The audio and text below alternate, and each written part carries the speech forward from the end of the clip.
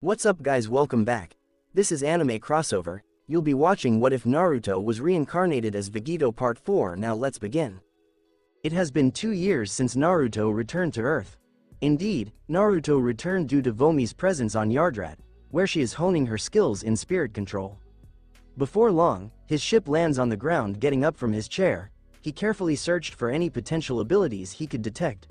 Goku, Gohan, and Piccolo. They sensed training with 2 other individuals in close proximity. So, Goten is now in the picture, Naruto murmured to himself, sensing his presence. He smiled as he observed the child's excitement at the sight of Gohan being trained. Back here, Vomi says as she emerges from my ship and gazes at the sky, sensing something. Naruto follows suit. The sky remains unchanged in its vibrant blue hue. Even in space, it's quite uncommon to encounter a sky that resembles the blue expanse of Earth. I missed it, Naruto lamented, feeling a deep sadness. The sky of planet Earth holds a special significance for him, as it serves as a reminder of his previous universe, along with the moon and the sun. Naruto suppressed his overwhelming sense of nostalgia and observed as 17 and 18 emerged from the ship, carrying his cargo alongside them. He planned to utilize this opportunity to have his ship upgraded. "What are your plans for the day?" Naruto inquired with her. "I am going to be conducting some experimentation," she replied calmly as she observed the smile. Naruto refrained from showing any signs of displeasure at that. Vomi has no interest in fighting and doesn't pay much attention to it. She occasionally enjoys a friendly competition, but it took him some time to persuade her to share that information. Naruto was filled with remorse over the situation. Honestly, the memories of Goku and Vegeta had a profound impact on how he viewed things. He remains unfazed even when impaled through the chest, displaying remarkable composure. His eternal life does not contribute to his mental well-being. Vomi was unaccustomed to such things. Naruto has already expressed his regret for the unexpected turn their friendship took when she revealed that she didn't appreciate being blasted to pieces, especially since she felt everything. She does enjoy becoming more capable, but the training he subjected her to was excessive for her. "See you around," Naruto said, gracefully taking flight into the sky. "Take care, Naruto," she says as she departs for her new home, which she skillfully constructed using some of Naruto's construction drones. Naruto let out a small sigh as he moved a distance away, then proceeded to rub the back of his neck. She agreed to assist him with integrating Broly once he informed her. Frankly, he has been procrastinating for quite some time now. Naruto lacks the knowledge and understanding to surpass the power of Super Saiyan 4. He considered the possibility of improving his overall abilities. He was pleased with the progress he had made and felt confident enough to merge with Broly's body. Now, he is taking one final step to strengthen his mind even further. Naruto confidently shook his head as he gracefully ascended into the air. It has been several days since he emerged from his vessel. He is an expert at taking in the surroundings, like Naruto leisurely soaring through the air and settling on a mountaintop. He took a moment to appreciate the breathtaking view before him. He is still in disbelief as he examined his hands. He has strayed quite a distance from the person he once was. He possesses a lethal ability to eliminate others without any hint of hesitation, which admittedly caused some concern. However, he justifies his actions by asserting that he is merely protecting himself, despite his formidable strength. However, with Goku's guidance, Naruto was able to push past his limits. He made a slight expression of discomfort. Originally, Naruto intended to exert control over 17 and 18, with questionable intentions towards 18. His actions towards her would have been deeply concerning, driven by the influence of Vegeta. With a sigh, Naruto reflects on his companions and mentor, Jiraiya. Naruto longed for their presence. These past 2 years have not made much of a difference in his perception of them. "Wow," Naruto exclaimed, taken aback once more. He achieved significant progress in a remarkably short period but unfortunately experienced substantial setbacks as well. Despite having loving parents and a supportive family, he doesn't feel particularly saddened by it. Although he would have preferred to see them, the past 2 years, 4 if we include his time in the hyperbolic time chamber, have allowed him to come to terms with the possibility that he might never see them again. He has embarked on a fresh chapter in his life, cherishing the memories and the immense love and support he received. With determination, he will forge ahead and make the most of this new opportunity. Confidently, he takes flight and heads towards Capsule Corp to check on Bulma's well-being. As he heads over, Naruto utilizes his scouter to confirm that the ship upgrade process has commenced. He closed his eyes, savoring the sensation of the wind caressing his face. Soon, he found himself at Capsule Corp, taking in the beautiful sight of the setting sun by his side. 2 years, he stated while carefully assessing his surroundings, detecting the unmistakable presence of Trunks' energy. He possesses only half the strength of Frieza's initial form, and he is still in the early stages of development. Naruto grinned as he detected Bulma's energy. Swiftly descending, he approached the door and rapped on it. A servant promptly answered, indicating that he should inform Bulma of his arrival. Feeling a bit apprehensive about meeting Bulma again, a thought crosses Naruto's mind that elicits a sigh. He was about to inform her of his immortality. If he desires a relationship with her, it is crucial for her to be informed about his intentions, regardless of whether he has already disclosed them to her or not. "Hello, when did you return?" Bulma enthusiastically exclaims as she enters the room and embraces Naruto, who reciprocates the hug. "Around 2 hours ago, I had to get settled in first," Naruto informed her as they parted ways, exchanging smiles. "How is everyone?" he inquired as she started to guide him down one of the numerous hallways. "Everyone is doing well," she responds in a businesslike manner, causing Naruto to roll his eyes slightly. "How have you been, Bulma?" Naruto pondered, playfully teasing her for a moment. "I've been doing well, taking care of Trunks and working on some projects for the company," she replied, pressing a button to open the door to her room, which she was sharing with Trunks. "What have you been up to these past 2 years?" she inquires while placing a cup of coffee on the table. "Training, exploring, learning magic, and essentially defying universal laws," Naruto replied. "Excuse me?" Bulma exclaimed in surprise. "Do you recall the reputation that Saiyans have?" Naruto inquired about her state of mind, and she seemed uncertain. Naruto mentioned that Saiyans are highly sought after by many, particularly since news broke that a Saiyan had triumphed over Frieza.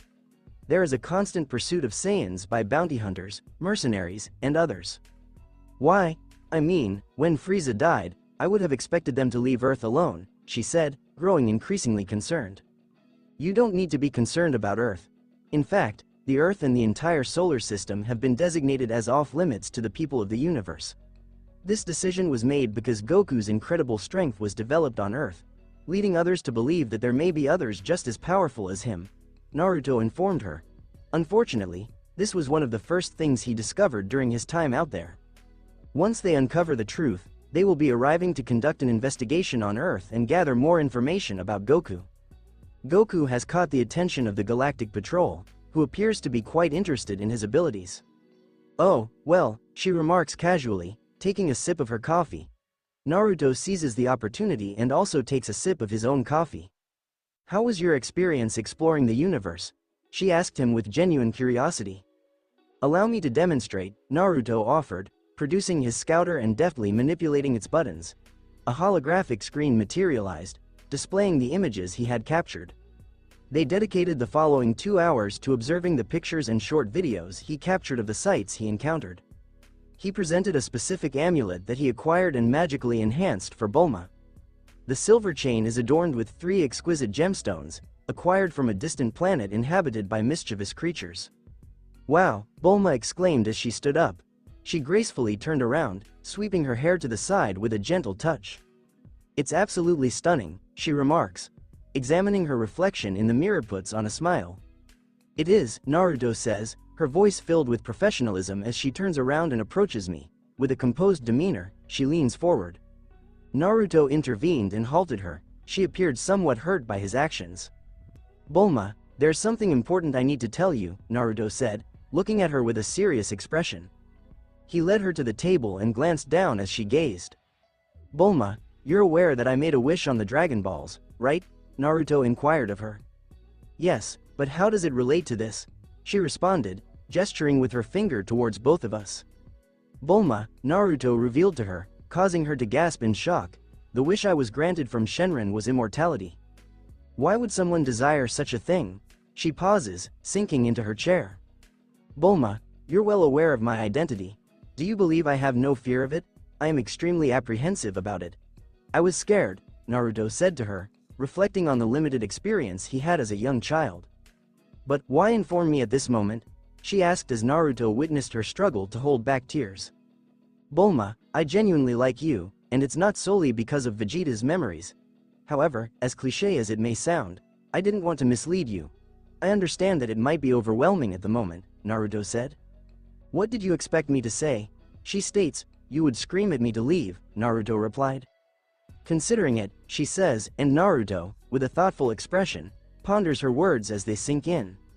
I must admit, I had considered extending an invitation for you to join me on my eternal journey once Trunks reached adulthood, Naruto confessed, delivering his words with utmost sincerity, although the implications were far from favorable.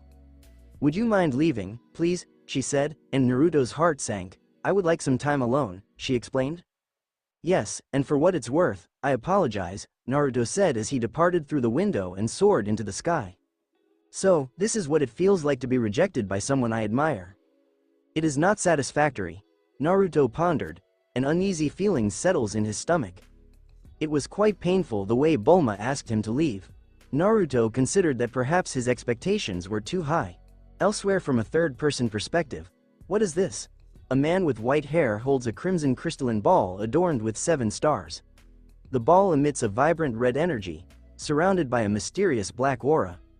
He confidently places both hands on the ball, each finger adorned with a sleek silver ring. Out of nowhere, the small ball forcefully escapes his grip and slams into his chest, momentarily disrupting his form as a dark aura envelops him. This power, he declares with a distorted voice, as 9 of his 10 rings emit a radiant glow, only to be overshadowed by the immense power bestowed upon him by the evil Dragon Ball. Letting out one final roar before assuming human form once more. 7 stars, there must be more, murmured the beast disguised as a man. Fast forward 2 weeks. Naruto's perspective Goku charges at me in his Super Saiyan 2 form, exuding power and intensity. I skillfully evade his punch and swiftly counter with a well-executed kick, which he manages to block, just barely. I am still in my basic state, not even putting in any effort, while Goku is constantly pushing himself to his absolute limits. I tilt my head to the side as Gohan delivers a kick towards me. Gohan achieved the impressive feat of transforming into a Super Saiyan a few months ago, as I was informed. As I catch a glimpse of the smile on Gohan's face, a smile also forms on my own lips. Goku informed me that, with Bulma's assistance, he was able to arrange therapy for Gohan. The therapist had to complete extensive paperwork to ensure confidentiality. It has had a remarkable impact on his success.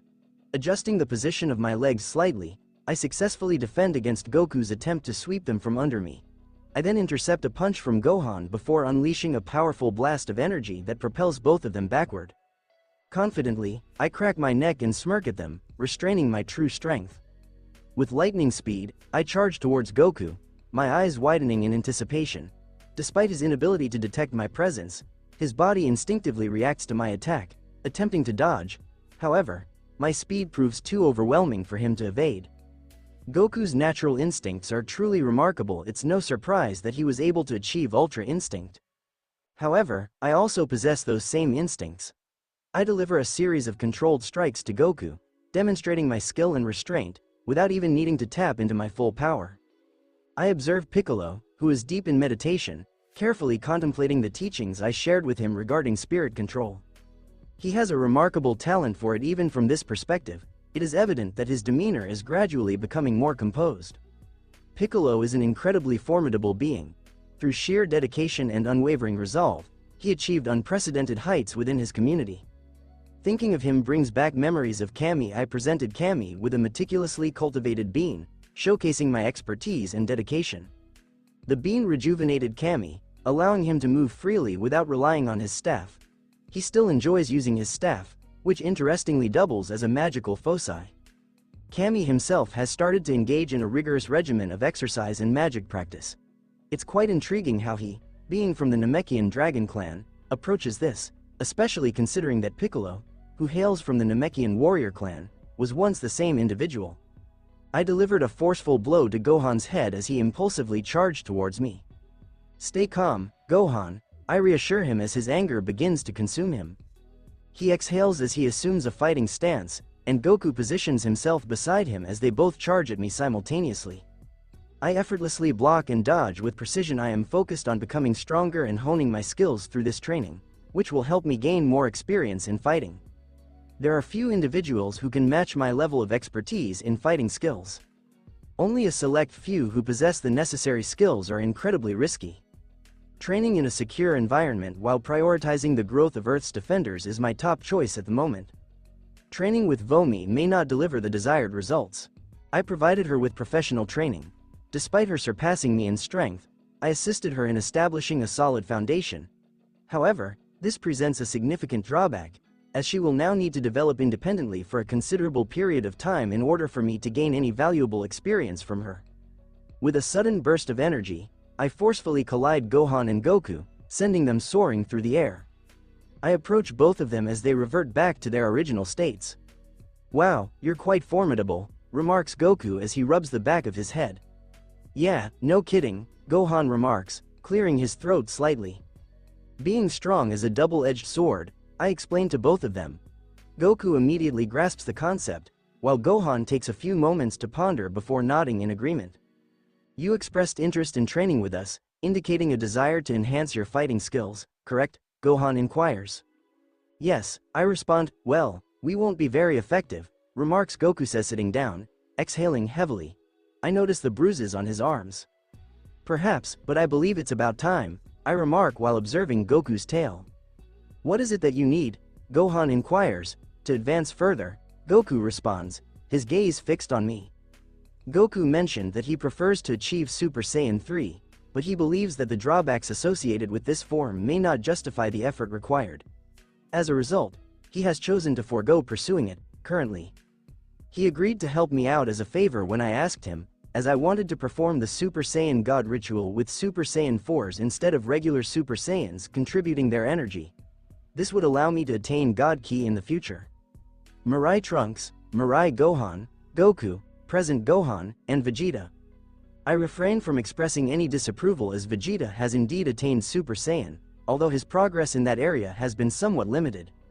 Oh, his power has increased, but it seems to have reached a level comparable to what was expected of him during the Cell games. He is lagging behind the rest of us. I am going to meet with him soon and discuss the various levels of Super Saiyan in a knowledgeable and experienced manner. If he hasn't changed, then I suppose I won't have 5 Super Saiyan 4s in the God ritual. It would be disappointing if the result still ended up giving me God Ki.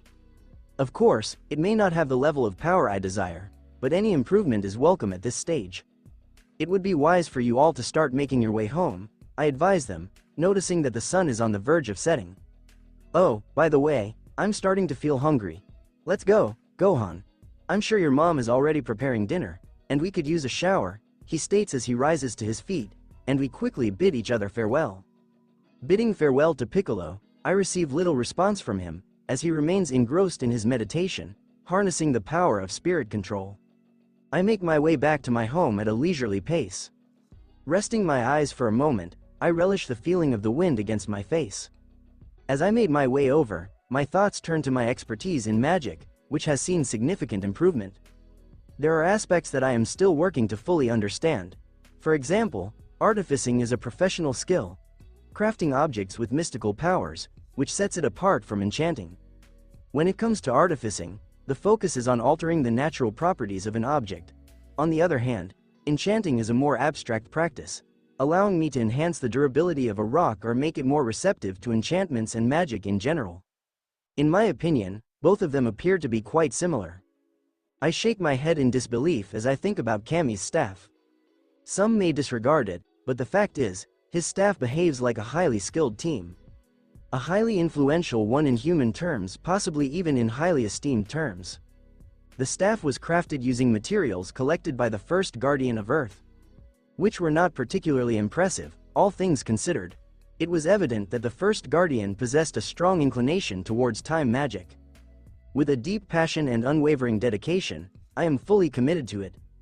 His expertise in time manipulation allowed him to explore a wide range of abilities.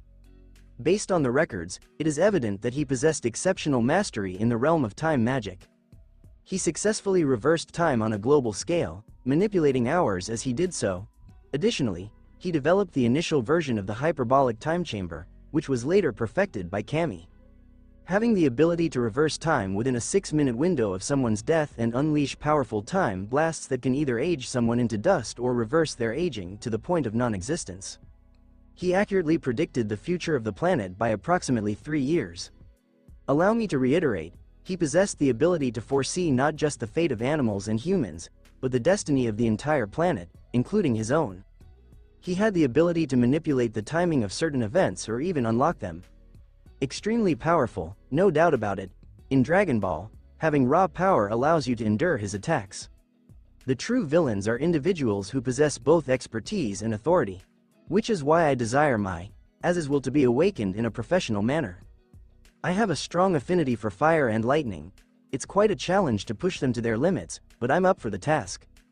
It won't be a challenge at all, thanks to the exceptional talent in magic that Purunga bestowed upon me. Currently, I have a significant amount of tasks to handle. With a focus on honing my skills and expanding my knowledge, I have been dedicated to awakening my inner potential, mastering various forms of power, and exploring different realms of magic.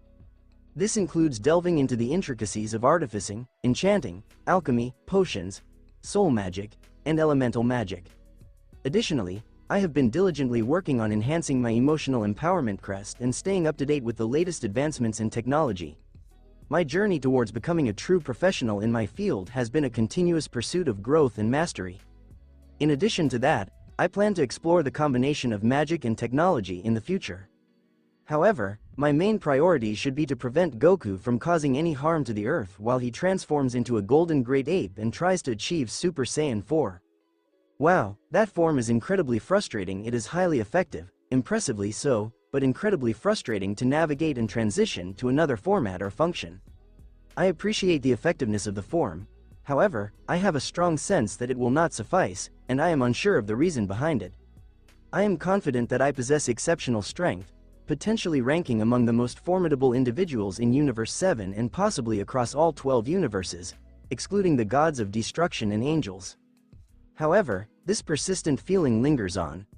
I have extended my sensing abilities to their maximum extent, even reaching King Kai, but I can't shake this feeling that something is amiss. I am making thorough preparations to ensure everyone is well prepared.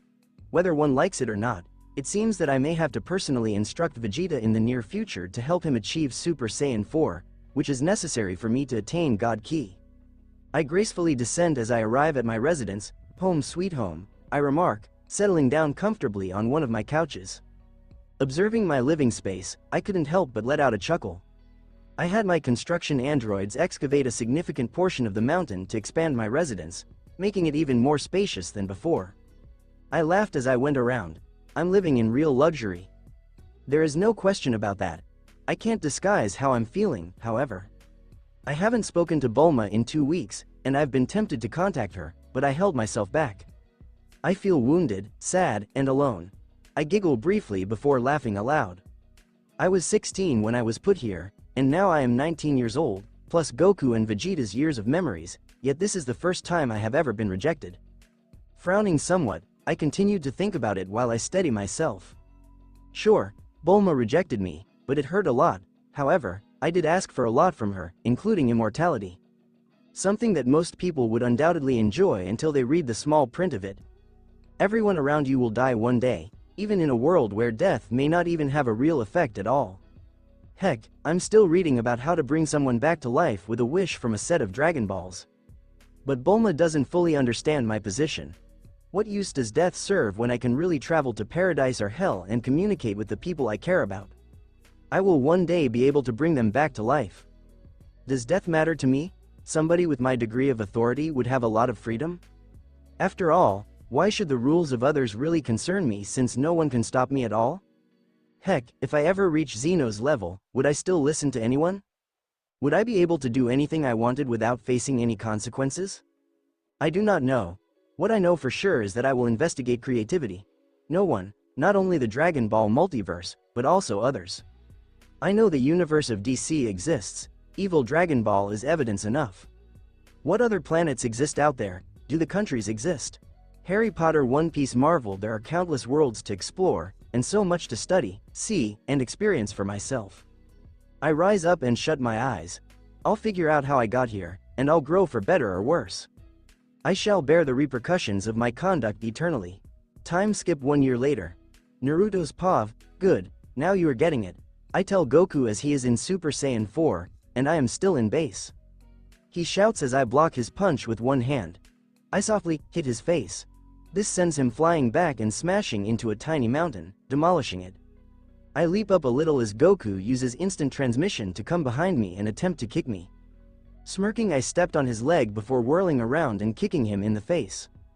This might be getting a bit counterproductive, I add as Goku lays down on the ground, breathing hard. You are right, I am so much stronger now, but I still can't even land a single hit, he adds, sitting up. Even with Kaioken, I can't keep up, he says while standing. Blah, you can get much stronger, but you are still holding back a bit, I tell him as he laughs sheepishly. I groan and massage my brow at Goku's antics, yet a leg before a little since this last year has benefited me much. Going around the cosmos for 2 years didn't improve my mental health. Being on Earth has been soothing. Come on, I encourage Goku as he moans and stands up, returning to Super Saiyan 4. Rushing at me, I easily evade his strikes, which start to accelerate. I smacked him back softly, which was enough to cause him substantial pain. He gasped as I smacked him in the chest, sending him falling back. I may be too powerful, I realize as Goku attempts to get up, but this time, the aura of Kaioken surrounds him, and I narrow my eyes as he charges at me again. I put in extra effort since his strikes might harm me somewhat when he goes all out. I narrow my eyes as I notice a little ki ball building on the tip of his tail as I block a punch from him and allow the ki blast forming on his tail strike me. Creative, I exclaim to Goku as he starts hitting me with all 5 limbs that he coated with ki, creating swords at the extremities, while I either parry or evade his blows. Interestingly, Goku's ki blades expand and retract often. Not bad, I respond. Goku's tail is aiming at my face. I avoid it and hit him in the stomach. He falls downward onto the foundation form. Oof, he exclaims, starting to grunt in agony. That's enough for today, I remark as it is time for me to leave Goku for a moment to let him train alone. I rapidly seek for Piccolo's power, and I grin slightly at that. He is becoming stronger. Let's stop for today, Goku, I tell him as I lift my hand and a white ball of magical energy comes towards him. As it makes contact, I can see that many of Goku's bruises and wounds are starting to heal at a remarkable rate. Working out some basic healing spells is straightforward. I cringe somewhat when I hear some of Goku's bones sliding about. Fortunately, Goku didn't even feel it since the spell also numbs the agony in the wounded portions of his body. A Saiyan healing spell, most magical healing, is really quite damaging to the Zenkai enhancements, which is why I devised this handy little spell. It is also something that I will put to my own version of the mark, the Majin. So far, I've managed to build a mark that can utilize negative emotions, with a focus on wrath, and transform them into power, and with this spell, I want to make those bad emotions also fuel the healing spell that I'm adding to it. While I don't absolutely need the healing at all, given to my immortality, possessing it makes me feel protected. With good cause, since I started reading the History of Realm 7 book, I've been made aware of certain horrors that exist in this realm. I discovered that the universe of Dragon Ball has its own form of eldritch beings, and yes, they are as horrifying as it sounds. Discovering that Year Zero, the calendar of the gods, existed as a result of a conflict involving them as they sought to warp this universe in their image. Then, we discovered that Zeno and the Grand Priest were both severely hurt and have yet to recover. See you around, Goku, I say as I fly back home. When I arrived, I began mentally preparing myself to incorporate Broly's body. I enter my ritual chamber, which we taught, and I glance to the side to find that the container housing Broly's corpse is still there. Going over to it, I put it in the center of the room and pull out his corpse. I watch as, even though we learnt that the body may be deemed to have no form of consciousness owing to the impacts of the evil Dragon Ball.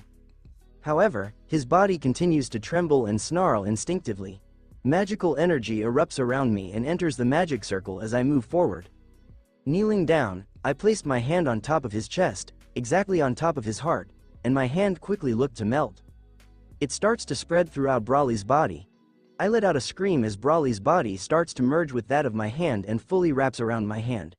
Soon, the mass of flesh begins to rise up my arm, and my body bulges as a relatively modest power begins to travel around my body. With sheer effort, I fight back the wrath that starts to emerge. In my head, a vision of Broly in a cocoon arises, yet I can see around his face as it gradually evaporates. Looking down at myself, I realize that I am taller and more muscular than previously. I look at my hand and grin as a golden green glow surrounds me. I smirk about that. Naruto's POV 2 weeks later. In the hyperbolic time chamber. I cry out while clutching my head in my hands, forcing myself to remain aware despite the amount of sheer, unadulterated hatred. With sheer effort, I push it down, transforming into a full legendary Super Saiyan. Finally looking down at my body, I can see that I am a little taller now, and my muscles are considerably larger than before, but still slender enough not to interfere as I fight as I launch some experimental blows. Going back inside the time chamber after Kami managed to improve, it was my best option. Especially because it seems I've lost my typical Super Saiyan forms. I grimace when my ki changes. My ki is quite crazy right now. Previously, it was comparable to a leisurely trickle of water, but today, it feels like someone poured gasoline on fire. I continually have to concentrate entirely on keeping it under control because I know that if I lose it for even a single second, I will rage out of control. When I materialize a mirror to look at myself, I discover that my hair is green, which I expected, so it comes as no surprise. I look slimmer than I thought I did, I add, having looked over myself. I have a hunch things will change, since I can sense that the forms are lacking something. While my Super Saiyan 1 to 3 has gained an overall improvement, something is lacking. The anger controlling the forms prevents you from gaining stronger the longer you remain furious, or at least slows the growth in strength relative to when you just raged. Furthermore, there is a distinct limit to the amount of power that the form can create, which is your body's limit. Broly has, no matter how much his body was able to adapt, would have reached a limit and would then have to evacuate the energy created in order not to explode. My immortality, along with my Majin-like features, as well as having Broly's body integrated further strengthened my intrinsic adaptive powers, implies that the limit for power will be much bigger. I haven't attempted Super Saiyan 4 yet since I've been training the previous forms, but I have a feeling it'll be considerably stronger than before. I shake my head, grumble, and begin to turn. Super Saiyan 4. Focus, I roar out as I can feel my fangs becoming sharper and my body developing. Looking at my arms, I notice the fur sprouting out. I snarl like an Uzaru as my strength increases. The whole dimension starts to quake. Cracks start to emerge and I snarl as intense agony emerges in my chest. I can hear my heartbeat in my ears. My blood feels like it is boiling. Something seems to shatter within me, and my immortality tells me of something that almost makes me halt as it starts to solve the problem. I let out another scream that shakes everything, and I'm finally back in Super Saiyan 4. Growling, that was painful, I remark with a groan, still holding my fury back. It is different. I no longer have the green aura that typically comes with the legendary Super Saiyan. Instead, I resemble a lot more buff and taller version of my former self. But the power, I'm so much stronger. I have no idea how powerful I am now that I am like this. However, I have a suspicion that I am currently the undisputed strongest mortal in Universe 7. Looking around, I realize that the fractures in the dimension are gradually closing. In another mirror, I see that my eyes are emerald green. I warm up little before smirking. So, I am much more aggressive, going to have to work on that, again, I say to myself. I return to my base form as I finally get a hold on the transformations, and this time, I enter each of them with ease and with better control. Flying down to the exit, I grimace since I feel nothing from this. I became a legendary Super Saiyan, yet I felt nothing. Absolutely nothing. I sighed at it. I'm the strongest mortal in this world. It took me a long to do now. All I have to do is awaken my Chi's will and then learn to manipulate and work on it, and I can finally concentrate on magic. I have gone above and above for ki. My lightning and fire-based ki attacks have reached their limits, and my spirit control training is complete. Now I must find a method to go beyond them. I couldn't reach Super Saiyan 4 regardless of what I tried, thus it was a major flop. I now have more time to concentrate on magic. I've barely touched the surface. Learning how to inject magical energy into my ki was simple and enhanced my total strength. However, I have to study much more if I want to practice the truly wonderful things, like as chronomancy, photomancy, and even probability manipulation magic. There is so much that I need to learn. Even with my eternal soul, if I did any spell that required a lot of power, I may harm my own soul if I am not cautious. To improve the power of my soul, I may just study. Knowledge has a great influence on the soul, increasing the quality and amount of magical energy.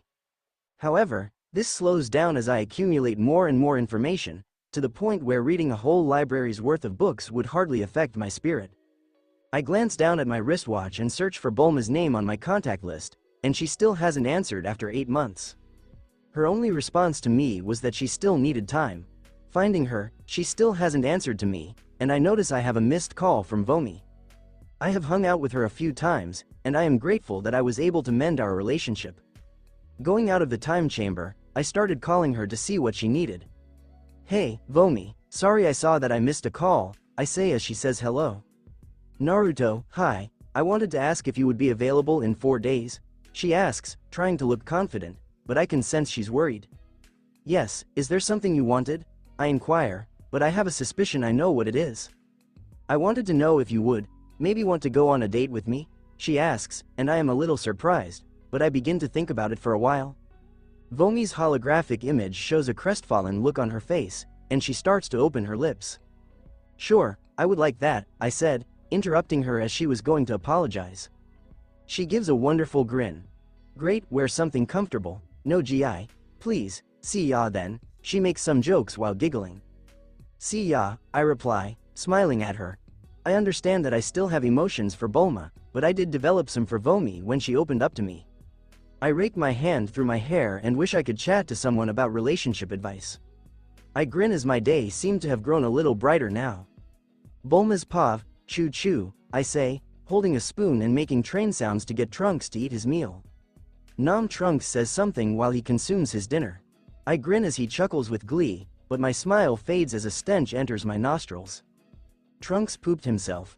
I let out a tiny giggle as Trunks smiled at me. I hoist him and stand up before going over to change his diaper. "Mama," he yells in pleasure as I begin to change his diaper, and suddenly he pees. I let out an instinctive scream of revulsion and astonishment when the urine struck me. A few minutes later, smacked him, turning him over to my mom, who is giggling, to look after him while I take a shower. Taking off my clothing quickly, I leap into the shower, scrubbing myself very hard. After about a minute, I let out a sigh, as the stench seemed to have left me. I glance down at myself and see my breasts are significantly larger than before since Trunks no longer has to be nursed. I turn to look at my ass and see that it is considerably plumper.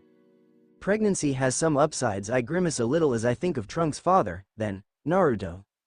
I haven't spoken to him in almost a year, and despite his attempts to reach out, I have been ignoring him. I felt horrible about it, but I'm not sure what to do. He is eternal, and the implications that he wants me to be immortal with him strike home. His eyes were filled with anxiety, terror of being alone, but they also contained a fire that pulled me in. He said that he wants to travel the cosmos and embark on adventures. The fury in his eyes, I won't lie and claim that I am not tempted. He said that if I accepted, we could have a relationship and wait on Earth until my kid became a man.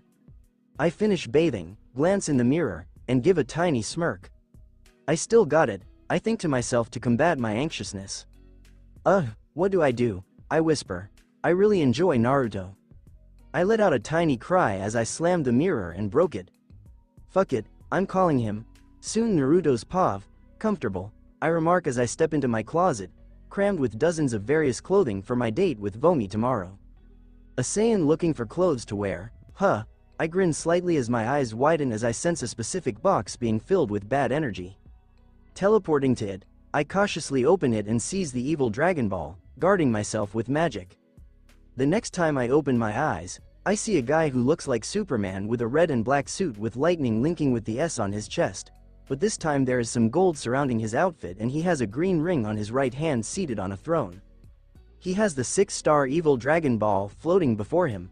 "So, you or me," he adds, and I narrow my eyes at him since the link seems much more solid now. Yes and no, I answer him, realizing he's been working with the evil Dragon Ball to find out more. He rises up and moves closer to me. "Yes, I can see the differences in the way our souls bear some fascinating similarities," he says while pacing around me, and I glance at him. "You use some form of magical energy that prevents me from seeing your DNA, making you invisible to my senses. I can't even hear your heartbeat," but that is most likely just because this is just a projection, he says as he approaches me. If I were any other guy, I would be frightened, but I can see at a look that this man is not a real warrior like myself. You must be one of the soul pieces that went through a similar process to me, I reply, drawing closer to him.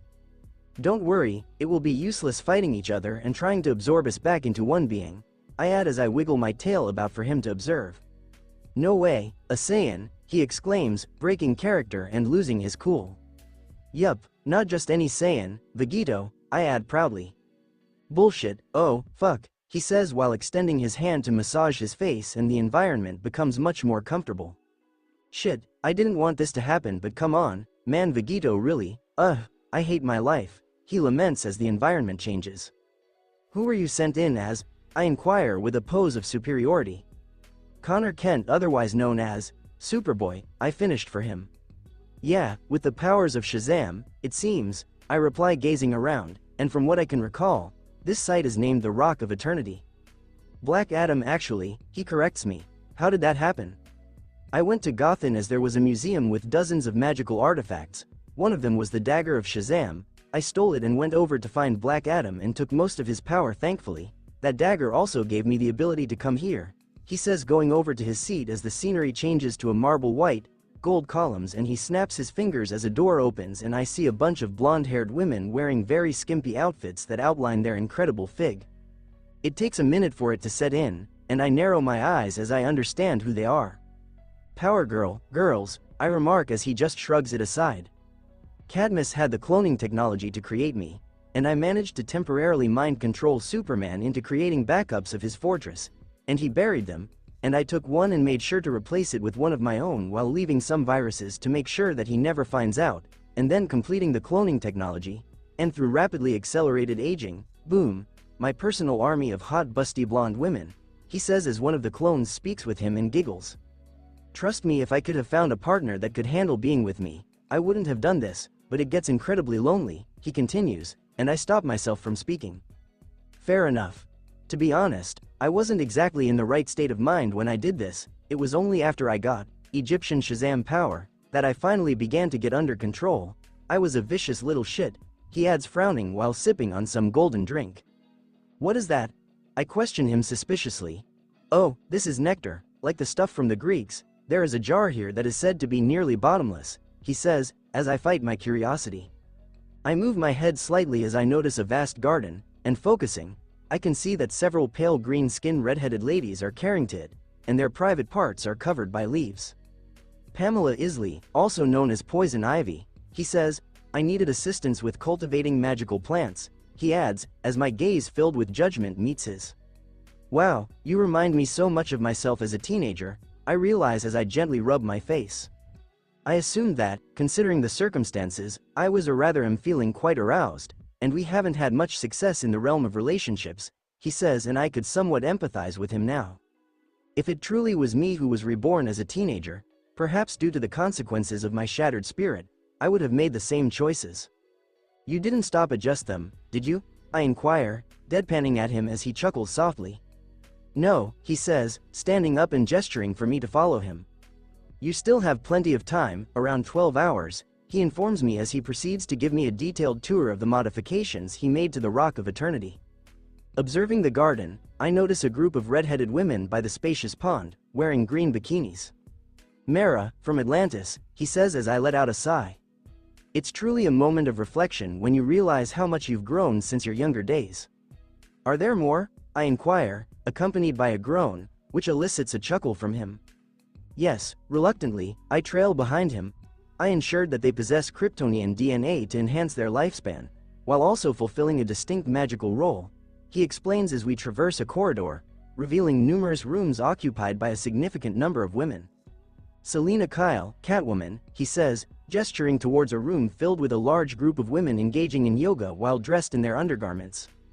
He gestures towards the room across from us, where I observe several women engaged in running through obstacle courses and practicing the art of unlocking doors in a room labeled Common Room. In the next one, I envision a scene where a room is bustling with blonde women gracefully swimming. Dinah Lance Black Canary, he states, while in the adjacent room lies another training ground filled with additional women. How many clones do you have? I inquire, bracing myself for the response. 4,000, he says, and I blink in surprise before rubbing my nose. Okay, I understand. Let's acknowledge it and continue forward. We explored numerous additional rooms, a considerable number more. According to Connor, some of the more noticeable ones were Talia al-Ghul, Nissa al-Ghul, Lady Shiva, Blaze Ice. Here are a few examples. I can't blame him for it, as he desired a highly capable team supporting him, all of whom possess 35% Kryptonian DNA. Fortunately, he didn't only replicate women. Additionally, he cloned men for the purpose of utilizing their skills in his projects. Witnessing a group of highly skilled individuals collaborating to create an advanced suit that can harness the energy of blue sunlight for Connor's benefit. He already has a room, and it is quite spacious. Despite its immense size, he struggles to withstand even a brief encounter with the powerful blue sun energy. This is impressive, I confess, as Connor, as he prefers to be called, decided to prioritize acquiring power while I dedicated myself to honing my own skills. Thank you, he says, and despite my initial impression, I won't judge him for it.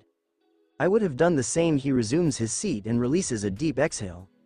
So, these evil dragon balls can grant someone immense power, he says, taking another sip of nectar. Fortunately, we already have 2 with us. We will need to locate the remaining 5, I state.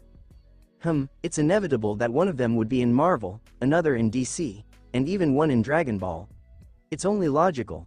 But, damn it, I'm not prepared for it, he mutters, taking a large sip from his drink. I don't believe I am either, I respond truthfully. Connor discovered that I had used a magical technique to conceal myself from his view. Why not? He inquires with curiosity. I have reached the pinnacle of Super Saiyan 4 and now I'm eager to explore the realm of God Ki. I inform him, as we have established a comfortable rapport. I don't know much about God Ki, but from what I remember, it is a highly advanced form of Ki, he says. You are correct, and that's why I'm going to acquire it, I inform him. I need to accelerate my search for more pure North metal, he says, his frustration evident as his eyes take on a reddish hue. What occurred? I inquire. Never trust a Greek god, he says with a sigh, trying to calm himself. I have access to the storages of materials here at the Rock of Eternity. I had North metal that I used as a token for a god to grant me a request. I gave him more North metal and he made me armor and weapons, but unfortunately, he mixed it with a whole lot of other metal, diluting its properties, he says assertively, slamming his hand on his throne. I was extremely upset and he will be one of the first to face consequences. Not only did he damage the metal, but he also incorporated Harmonia's amulet into it.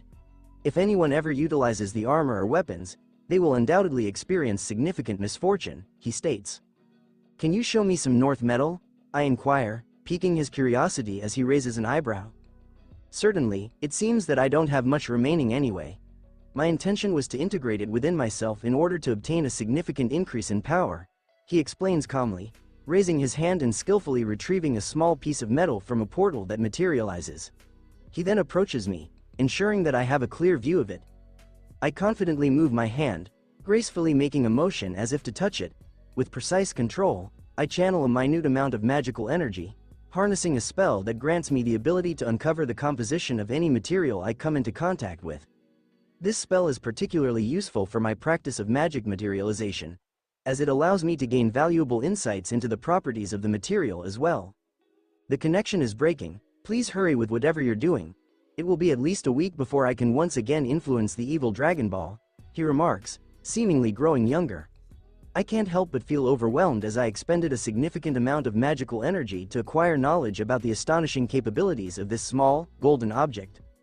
I find myself back in my home, as if by magic, absolutely incredible, I exclaim as I skillfully utilize magic materialization to conjure the North metal. I create a small cube and pick it up from the ground with expertise. Impressive, I remark, glancing at my watch to find that only an hour has elapsed.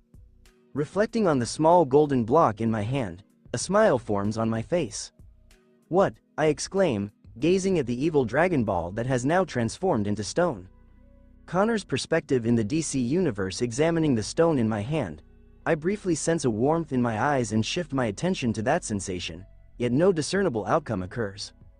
That's a disappointment, I remark while resting on my throne and reviewing my conversation with Naruto. My new Brother, that feels unusual. He is more experienced than me, or at least much more mentally stable than I was.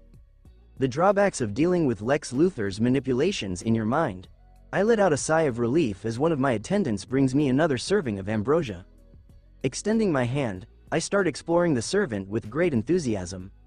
She emits a subdued sound of discomfort as I persist in addressing the possibility, raised by Naruto, that there may exist individuals similar to ourselves. Fragments of a broken spirit that have experienced circumstances akin to ours. The pieces discover and merge with newly forming souls that lack a distinct identity. It is unlikely, but not completely out of the question. Naruto confirmed the presence of an external force or entity behind this. I am not too upset about it as I have found my own place here in this universe. I smile with satisfaction, knowing that I kept the truth hidden from Naruto. I achieved success in dominating this earth by patiently waiting for the perfect moment. There was a catastrophic event that nearly wiped out the entire league and left most of its strongest members incapacitated. Superman is someone I greatly admire and respect, even if he may not be aware of it. Batman proved to be quite a challenge, but I exploited his unwavering trust in Alfred. By subtly infusing his water supply with traces of mystical energy, I successfully gained control over him. He will only be satisfied if I refrain from harming others, regardless of my actions. Wonder Woman was quite challenging for me. I was unable to manipulate her mind because of her lasso and couldn't influence her soul due to her divine protections. As a result, I decided to take a risk and travel through time to make changes to the Mysteria to serve my purposes. Many of the Greek gods have perished in this universe, at least. Lost their life during Darkseid's initial invasion many years ago. I meticulously modified Hippolyta's memories, delving deep into her very essence, before she received her divine safeguards alongside the other Amazons who were resurrected after being unjustly slain by Heracles and his cohorts.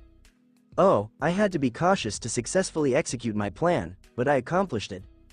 After the gods perished, Hippolyta and her fellow Amazons took it upon themselves to teach every new member of their tribe the ways of worship. Including her child. The Mysteria is where I hold my dominion in this world. Reflecting on the film Black Panther and the development of Wakanda, I ensured that the Mysteria followed a comparable trajectory. With centuries of technological progress equipped with Kryptonian technology from Kal-El, they have leapt far beyond their previous capabilities. The rest of the world quickly followed suit. I achieved the prestigious title of Shadow King on Earth. Assuming control of the Light's operations, I manipulated Lex Luthor's mind to reshape the world and pave the way for a brighter future, all for my own advantage during my reign. Lex is highly regarded and respected by many, despite his negative feelings towards Superman. Mastering the Earth was surprisingly effortless, especially since many are unaware of my accomplishments. I am content with my current state. I would prefer not to deal with the unfortunate incident that occurred when I initially regained consciousness in the laboratory at Cadmus and was subsequently rescued by the Young Justice team. I despised my lack of strength in the past, constantly losing my temper at almost everything I encountered. Having been rejected by Superman, I found solace in the guidance of Wonder Woman, who not only taught me how to defend myself, but so much more. From an external perspective, our relationship appears to be that of a mother and son. They might have a different perspective if they discovered that I had an intimate encounter in Hippolyta's bed. She is the one person I can always count on to support me unconditionally. Understanding the loop that I created was challenging, and closing it was even more complex. Highly risky, but with potentially incredible rewards. Now, I am able to enjoy all the advantages confidently. I extend my awareness throughout this timeline using the Rock of Eternity. Through my exploration, I gained knowledge about various universes, although my focus was primarily on those within the DC realm. However, I gained a wealth of knowledge. I casually glance at my Green Lantern ring. Exploring a different universe and witnessing the incredible creation of Alan Scott's Lantern ring. After witnessing Sinestro's creation of his own ring, I was inspired to craft my own lantern ring, which I then fused with the accompanying lantern. Naruto was spot on when he mentioned that I resembled a younger version of ourselves. Puberty was already challenging enough, but when you add the complexity of a Kryptonian who was compelled to undergo this transformation, it becomes even more overwhelming. Yes, those marathons featuring Wonder Woman were bound to happen. I strongly believe that she would have been pregnant if she didn't possess magical abilities.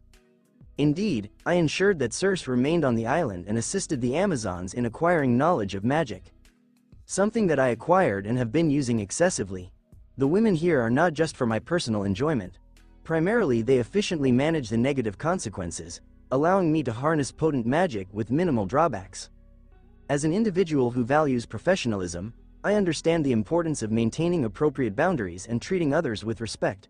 Therefore, I dismissed the servant I was interacting with and utilized a magical mirror linked to the Mysteria. There I see a large number of unclothed individuals lying on the ground, with some appearing to be unconscious. I could have continued my conversation with Naruto for a longer duration, but I had to consider the impact it was having on my clone army. Something that I didn't want, as they have their own tasks to complete. The Poison Ivy clones utilize their magical abilities to cultivate a variety of enchanted ingredients, while the others perform a comparable function. Letting out a deep sigh, I gracefully leave my seat and transport myself to the tranquil island. A faint smile graces my lips as I bask in the warm embrace of the sun's rays. Exhaling, I swiftly cast a spell to aid the Amazons in replenishing their energy and rising once more. However, it is evident that they are fatigued, so I command them to take a well-deserved rest and continue their self-improvement. As I approach my castle, I notice Hippolyta standing by the entrance, completely unclothed. We proceed inside. I gesture for her to come with me as I lead us to the armory. As I enter, I catch a glimpse of Wonder Woman in her impressive high-tech armor, which effortlessly vanishes into a hidden dimension where she keeps her equipment. Leaving her exposed, I am not responsible for their decision to undress, but it is worth noting that my professional reputation holds significant influence over Amazon's willingness to comply with my requests. Leaning over to kiss me, I deepen our kiss and hold her close, expressing my affection. I playfully give her a gentle tap on the backside, appreciating the surprise she has brought me. I then leave her to share a heartfelt moment with her own mother. That is the Sunblade, a weapon crafted for Apollo when he ascended to the ranks of the Olympians, granting him the power to control the domain of the sun, she explains, while inappropriately touching Hippolyta in a manner that is highly inappropriate for a familial relationship. It seems there is a hint of great power within this fragment. If I were to harness it, I could elevate myself to a higher level. However, I am not yet satisfied. I crave even greater power. I examine a Greek helmet with a professional eye, utilizing my expertise to gain a comprehensive understanding of its origins and characteristics. The helmet of Athena, I declare, sensing a touch of divine wisdom within this remarkable headpiece. Diana expresses her pleasure as Hippolyta begins to pleasure her. I dismissively roll my eyes as I begin to feel a sense of excitement. The blade of Artemis, I remark, observing the cracks on this weapon and understanding their cause. Upon discovering the fate of the Olympians, I also gained knowledge of their demise. Artemis was overpowered by Darkseid, who then subjected her to his will. He is a figure of malevolence and oppression. I shake my head, disappointed with the meager haul. I have a lot of patience, even in situations where there may not be much to do. I need to eliminate Hephaestus and Ares, as they are the final Olympians remaining. Hades doesn't really count as one, but he should be eliminated as well. More, exclaims Hippolyta as she and Diana find themselves in an intimate position. At this point, I can't help but feel a surge of desire as I am captivated by the passionate sounds they make. I approach, undress, and hold Diana firmly by the waist as we intimately connect. The sensation of Hippolyta's touch adds to our passionate encounter. I sigh as I decide to simply unwind. It's been a demanding day. Returning to Naruto in the Dragon Ball universe. This is incredible, I say, amazed by the material known as nth metal. I now see the rationale behind Connor's desire to create armor and weapons from it. I have a small dagger in my hand, and let me tell you, this thing is incredibly sharp. It's clear that the craftsmanship and attention to detail are lacking, as it's not properly tempered or sharpened. I confidently raise my hand and unleash a wealth of expertise in blacksmithing, channeling my skills into the creation of a remarkable short sword using the power of magic materialization. This one is expertly crafted and skillfully sharpened.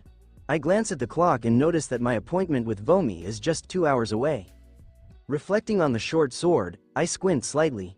I will need to conduct further experimentation with this metal, but it doesn't have a significant impact on me personally. Something to address at a later time. I need to prepare for my date. Naruto's perspective. And that's the summary, I conclude, sharing with Vomi the challenges I've been facing with Bulma and the lingering emotions I still have for her, despite a year of silence between us. So, you agreed to use me as a rebound, she says with a pained expression. No, I exclaim before realizing it. No, I am not using you as a rebound, I assert firmly. You are an amazing woman and I have no doubt that you will easily find a man who will truly appreciate you. One of the reasons I agreed to this date was to explore the potential for a deeper connection and get to know each other on a more personal level. While I did share a lot about Ki with you, there is still much more to learn about each other personally, I explained to her. And what are the other reasons for agreeing? She asks. Those are much more basic. You possess beauty, charm, kindness, humor, and various other qualities that greatly appeal to me. It would be foolish of me not to express my genuine interest in getting to know you better, I sincerely convey to her. Oh, thank you, she says, blushing slightly as she twirls a strand of her hair around her fingers. I give her a friendly smile and she becomes even more flushed with embarrassment. It's a fact, Naruto, she says, enjoying a sip of her hot chocolate. Regarding your interest in exploring the universe and potentially beyond, I am open to accompanying you, she states, maintaining eye contact. Really? I inquired, taken aback by it. It was one of the initial things she discovered about me. I also informed her about Universe 11, as that is the location of Jiren. I am eager to explore all of creation. I have visited some of the most breathtaking planets in Universe 7.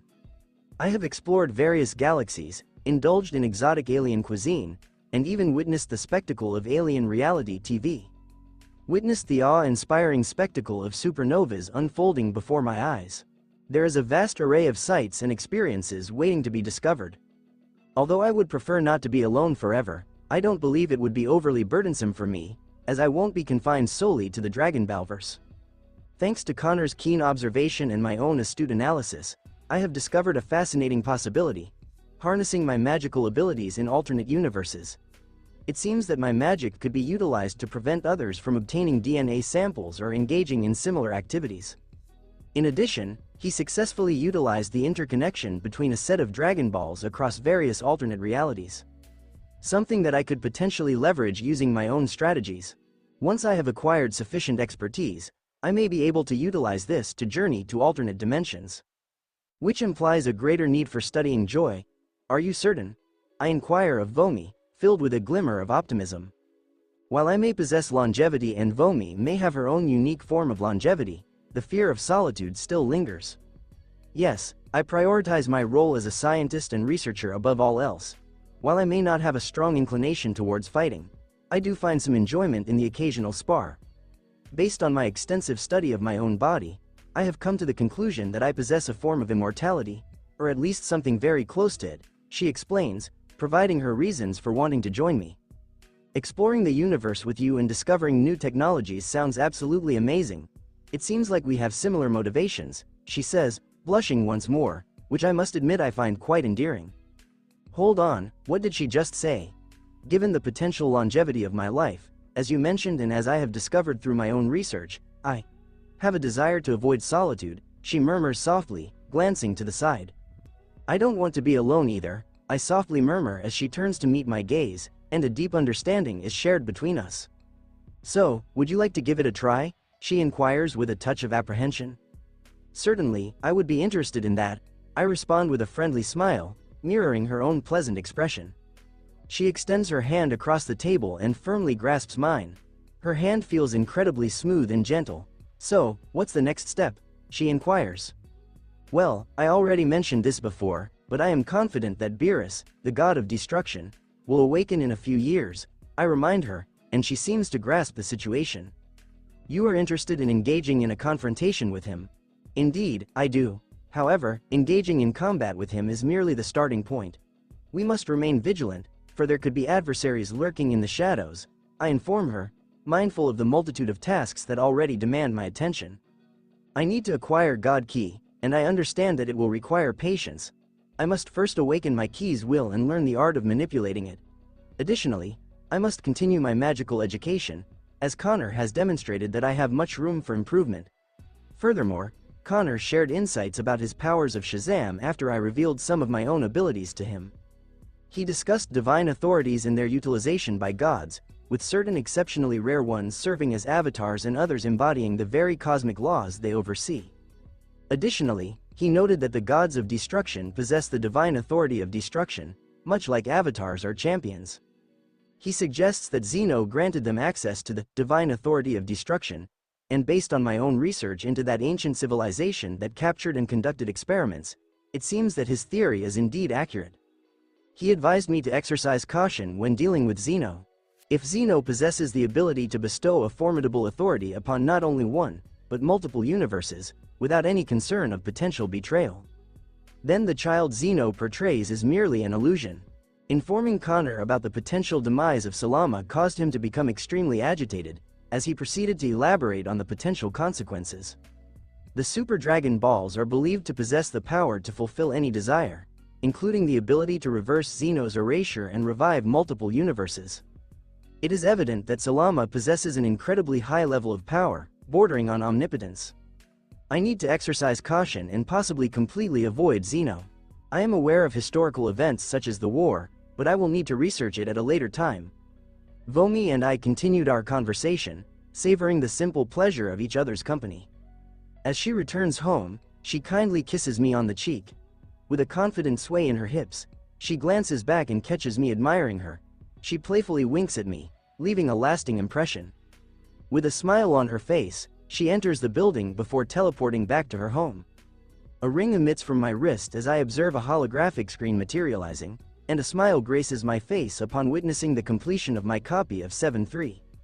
I have successfully mastered the technique of achieving Ultra Instinct. In the future, I plan to locate Maris and acquire copies of his extraordinary power. Additionally, I retire to my room and drift off to sleep with a contented smile, my thoughts filled with Vomi and a newfound sense of peace in my heart.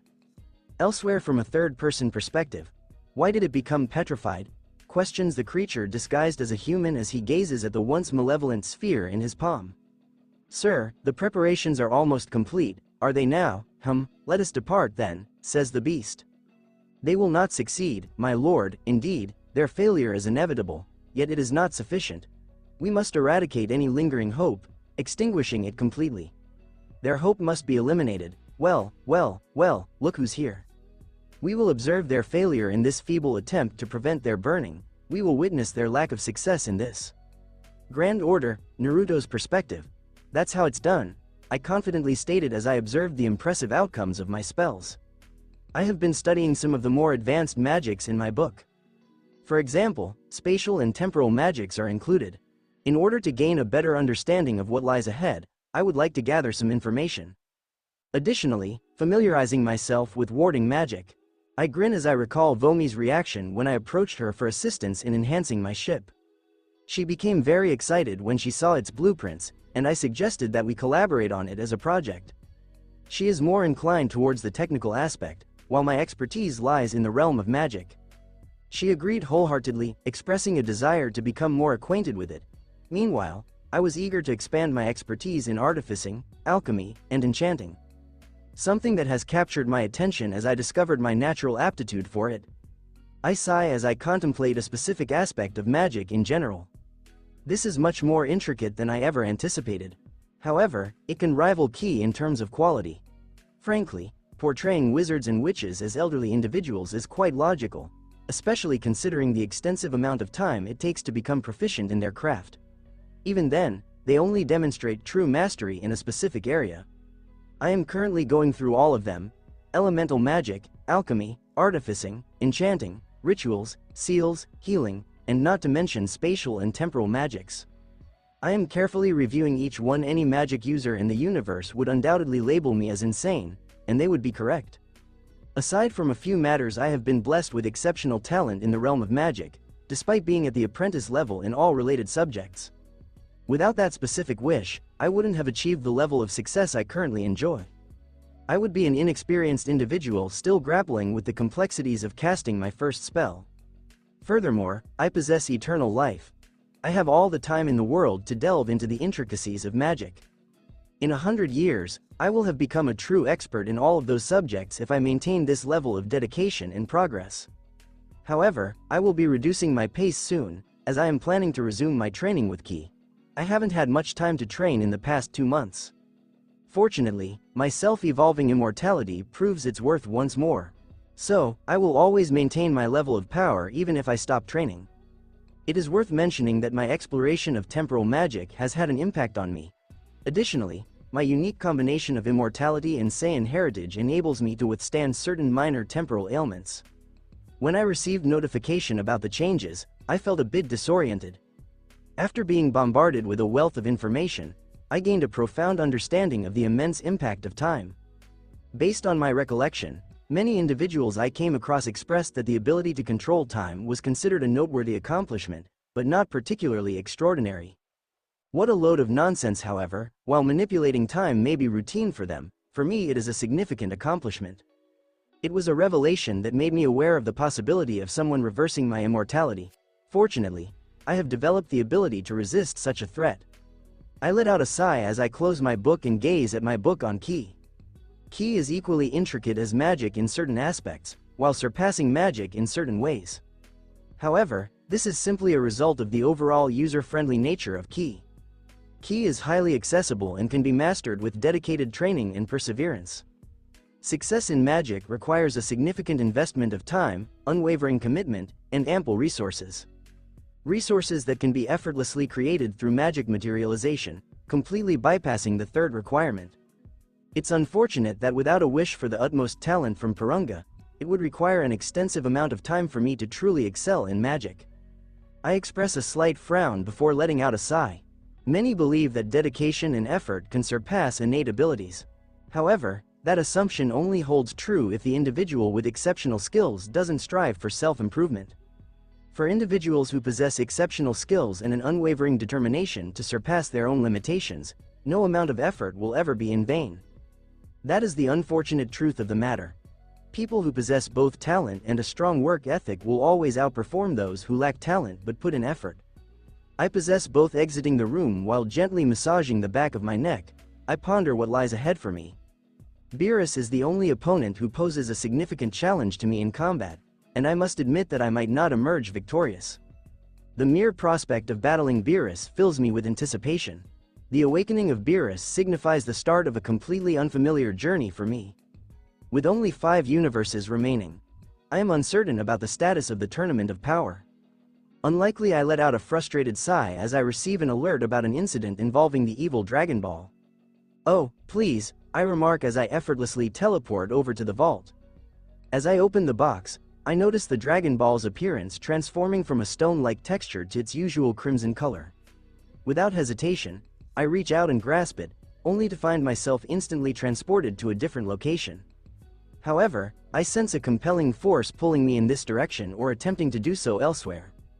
"Please cease this activity, there is no need for us to engage in this." I turn around to witness an orange red-haired woman donning a pink ensemble accompanied by pink crystalline armor, while a man in a blue and yellow costume hovers closely behind her. "I am your father, please stop this," shouted the man in the yellow outfit. "Hello, Dad, thank you for being here. As for the other matter, I kindly request you to refrain from using offensive language," describes a child dressed in casual attire, consisting of blue jeans, a green shirt, and a black jacket. The couple is startled as the ground suddenly transforms, sending spikes hurtling towards them. "Please, I apologize," cries the woman desperately. "What more do you expect from me? For heaven's sake." The child expresses deep anguish and resentment towards the person responsible for their traumatic experience. It is evident that this conversation is highly personal and emotionally charged. "I wasn't in the most optimal state of mind," the woman cries out, and even from here I can see the tears streaming down her face.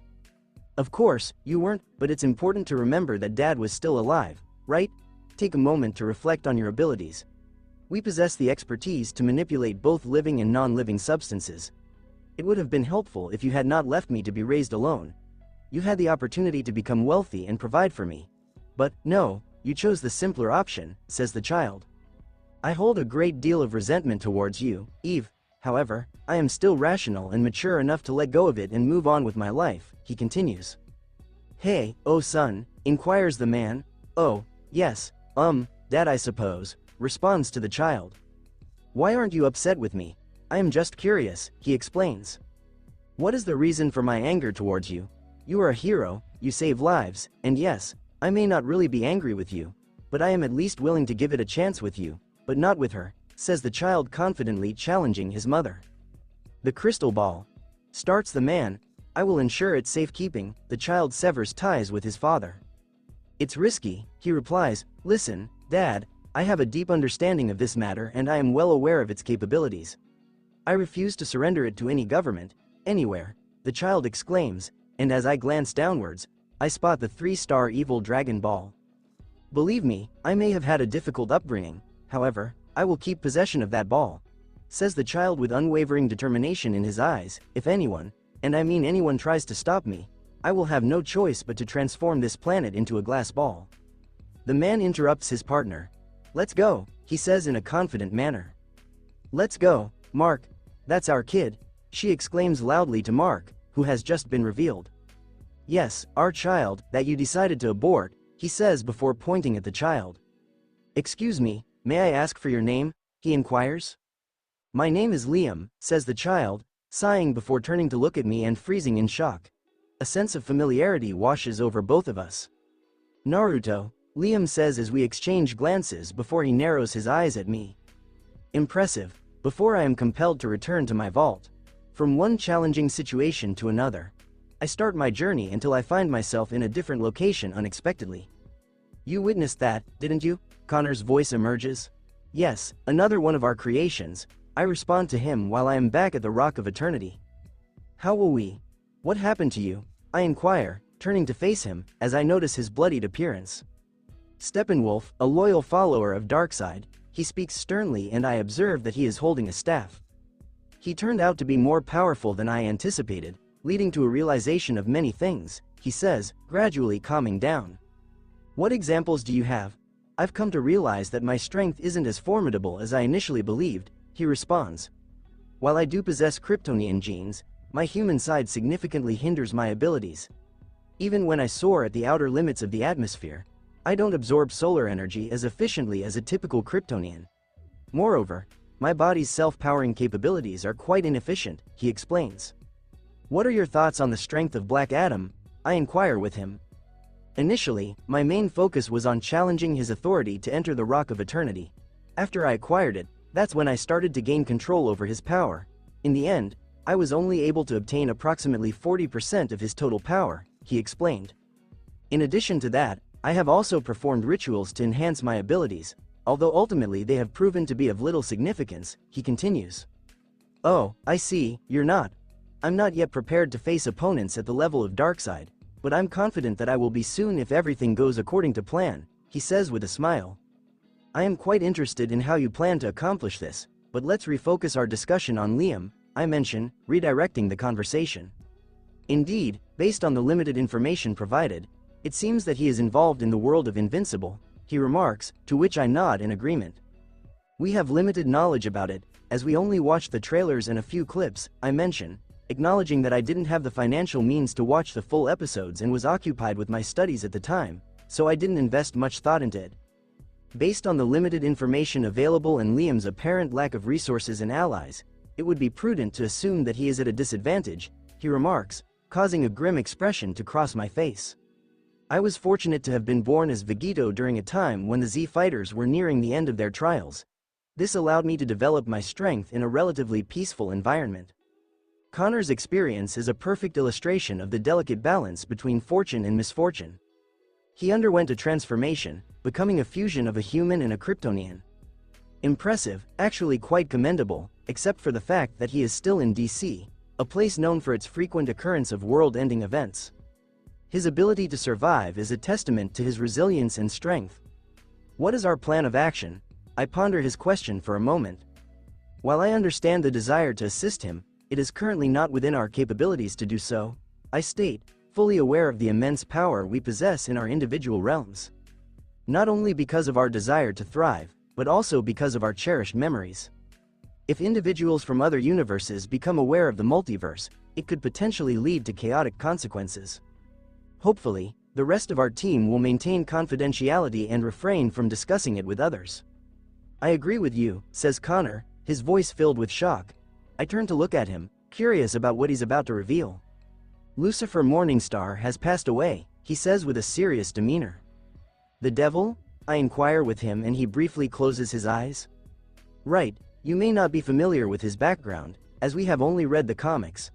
The intricacies of heaven and hell in this reality remain a mystery to you for now, he remarks, and I can't help but raise an eyebrow in response. Why are you speaking in such a manner? I inquire with him, and he blinks before gently rubbing his nose. Darn it again. All right, to sum it up, I hold a significant position in the Mysteria and had intimate encounters with both Wonder Woman and her mother simultaneously, he remarks, directing his gaze towards me. All right, I say calmly. All right, is there anything else you would like to add? He says with disbelief. I have Vegeta's memories, and he definitely wasn't known for his virtuous behavior. Interestingly, Vegeta was actually a virgin before he started living on Earth, I inform him. I recall instances where Vegeta displayed a disturbing disregard for the lives of children, causing immense pain to their parents. While I acknowledge my individuality, I must admit that I do not possess the qualities of a morally upright individual. If anything, I align more with a neutral evil disposition. Your decision to enslave the Amazons holds little significance to me. In addition to their Greek heritage, the fact alone overshadows any sympathy they could gather, I explained to him. He nodded in understanding. So, it seems we have more in common than I initially thought, he remarks, causing me to let out a sigh. Indeed, that was the case for me as well during my teenage years. It's not uncommon for adolescent boys to have such desires, I acknowledge. So, how exactly did the devil meet his demise? I inquire with him. I have no idea, and although there are still avatars of him, he has departed, he says, and I let out a sigh in response. How did you determine his condition? I inquire with him. The Rock of Eternity has granted me the ability to peer into alternate universes, which is how I acquired the knowledge to create this remarkable item. I have also come across numerous other artifacts, such as this Green Lantern ring, he explains, raising his hand to display it. With a swift motion, he retrieves an amulet from beneath his shirt.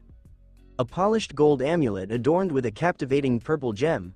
The amulet of first magic, although widely regarded as the origin of earthly magic, possesses a much deeper significance.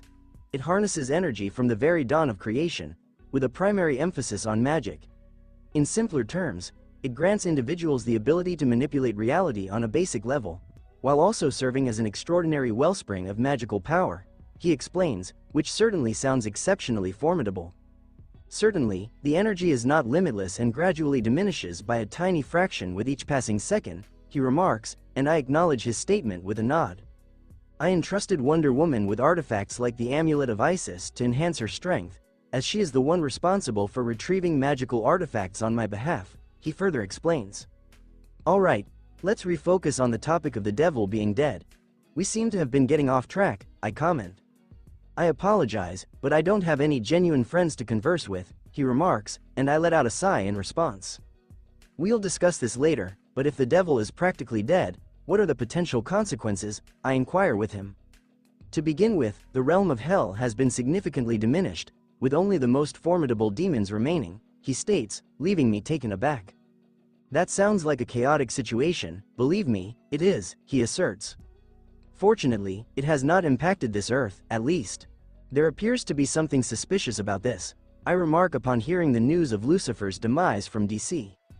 Do you think there could be a connection between Salama's death and Lucifer's demise? He inquires, and I affirm with a nod. Indeed, I made a wish that would grant me knowledge of the complete history of Universe 7 up until Porunga. However, I discovered that a significant portion of this history is missing. Fortunately, it does provide some information about Beerus, which I was particularly interested in to determine his current status. The evil Dragon Balls may have a connection, serving as a potential gateway to the universes they reside in, remarks Connor, to which I express agreement with a nod. What is your knowledge about the Dragon Balls?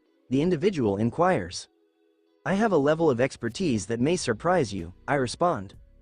I have never encountered or witnessed Dragon Balls behaving in this manner, I inform him. The Namekian Dragon Balls contain a comprehensive archive of Namek's knowledge, encompassing names, history, and all the spells ever created, at least since Salama's era, I inform him. However, the majority of the magic within them can only be accessed and utilized by pure Namekians. Even a highly skilled individual would find it impossible to gain access to the entirety of it.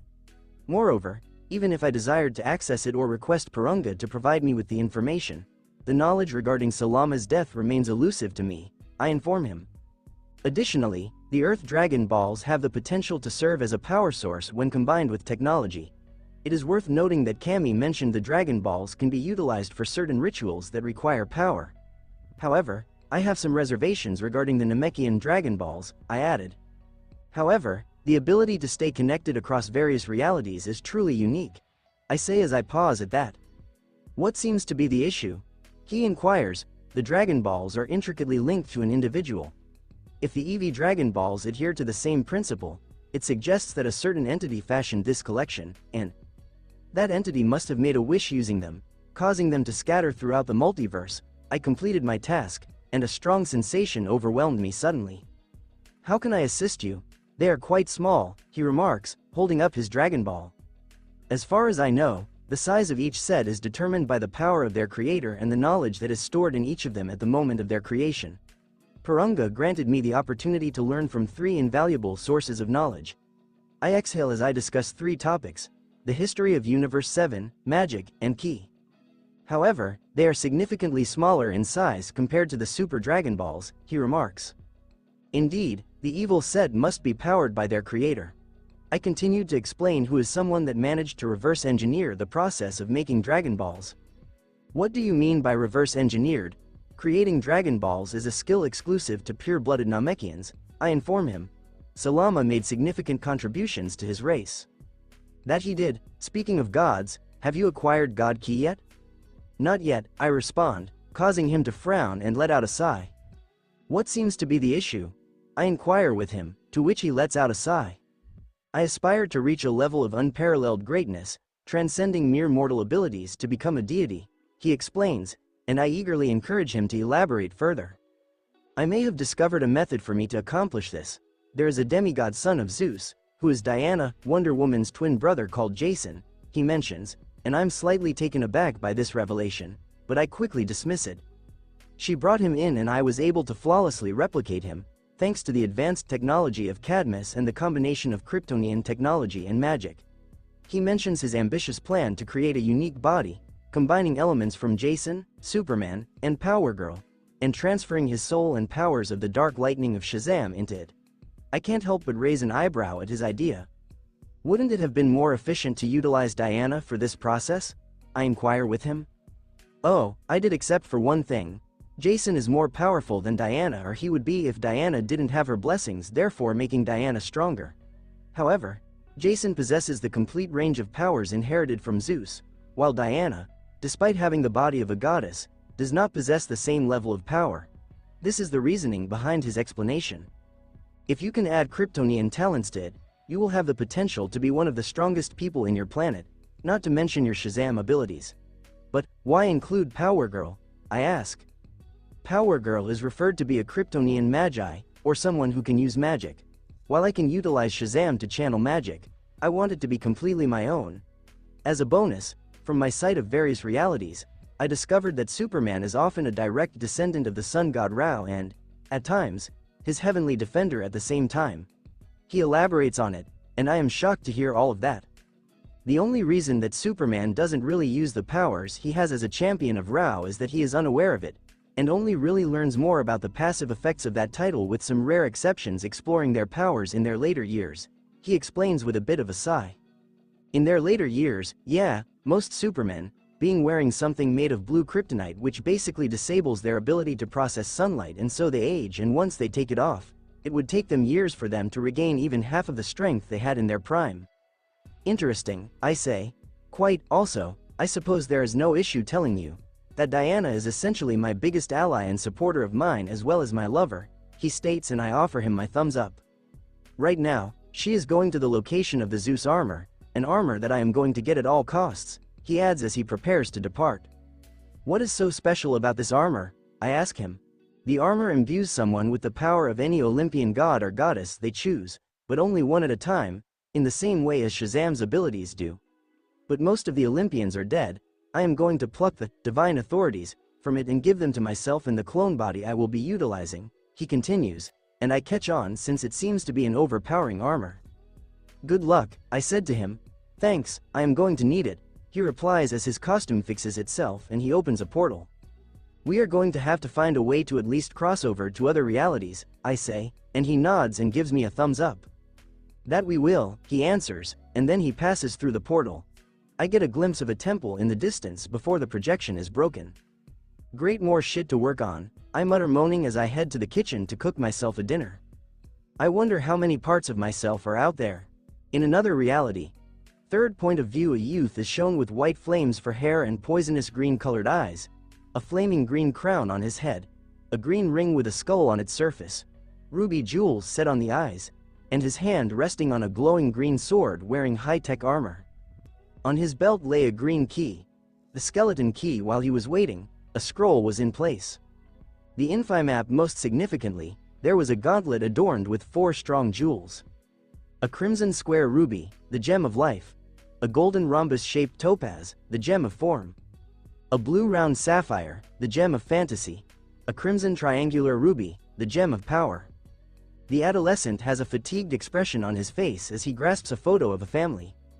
He made an image using the reality gauntlet. Sighing, the adolescent allows it to fall to the ground. Hail the king of the ghost zone, he murmurs to nobody in his empty throne chamber. The youngster rises up as some green light from the window strikes his chest, showing a letter or sign in the form of a D. The kid stares somberly into the ghost zone, and if anybody or anything passed by, they may see the misery in his eyes. In the center of the throne chamber, there lies a staff buried in a decaying human head, with the skull exposed. A red ball with 2 stars sits atop the staff. Here I am, Naruto said to Bulma as he took a seat on a chair. It has been some time, she starts. Indeed, it has, Naruto replied, resolute in his effort to conceal his emotions, maintaining a firm hold on them while requesting a soda without ice. A year, how have you been, Bulma? Naruto wondered why she never responded to his messages, despite reaching out to her regularly. I have been managing issues with the company, taking care of Trunks, and brainstorming new projects to work on, she replied, casually sipping on some coffee. You seem to have grown, she says, slightly uncomfortable. Went through an upgrade, you could say, Naruto replied to her politely. Is there an upgrade available? I achieved a level of skill that had a significant impact on my fundamental abilities, Naruto responded to her, acknowledging that while it may not be entirely accurate, it is not entirely false either. I apologize, Bulma said with a hint of sadness in her voice. Bulma, I understand, Naruto interrupted her. I dropped a significant revelation on you, he stated to her while addressing his role in that situation. I have carefully considered my decision to live for an extended period of time, taking into account all relevant factors. However, it is a decision that I made, and I will accept the outcomes of my actions. I understand that I may experience immense pain and loss, but this is the path I have chosen for myself, Naruto honestly shared with her. The decision to become immortal is a significant one, and he has no intention of succumbing to death. Naruto is indifferent to the possibility of death or being erased from existence.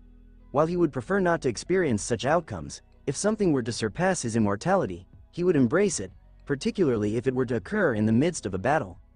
How did you come to that decision so effortlessly? She inquired. Bulma, I have the lineage of Son Goku and Vegeta. As Goku, I entered into a lifelong commitment with Chi-Chi, fulfilling a promise I made to her without fully understanding the concept of marriage. Nevertheless, I remained true to my word. I gave that life a chance, and I must say, it is a life that I would be extremely satisfied with. However, being a Saiyan, I have different aspirations. I have an inherent passion for combat, regardless of Raditz's appearance. I would have likely taken training much more seriously once he was old enough, Naruto shared with her, discussing Goku's emotions during that period, which he also experienced himself. If Goku had not prioritized raising Gohan over his training, he could have potentially surpassed Raditz in strength, or even surpassed him by a significant margin. Now for Vegeta, that is quite a complex story, Naruto explained with a sigh, as she attentively listened to every word. Vegeta's self-proclamation as the Prince of all Saiyans carries significant meaning beyond mere pride. It revolves around a future that was taken away from him by Frieza. After planet Vegeta was destroyed, he was in a state of utter despair. Naruto explained to her, leaving her visibly taken aback. Despair? She asks with a hint of skepticism.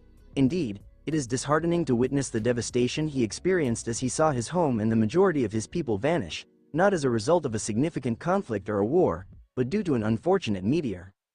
When he discusses his role, Vegeta aims to highlight the resilience of the Saiyans, despite their dwindling numbers and the destruction of their home. In addition, being the prince of a race on the brink of extinction, He feels a deep responsibility to meet his end in a worthy battle and honor his Saiyan lineage. And what about Goku then? She inquires. That is quite an extensive question. I explained to her that despite Vegeta's apparent disdain for Goku, he holds a complex mix of admiration and resentment towards him.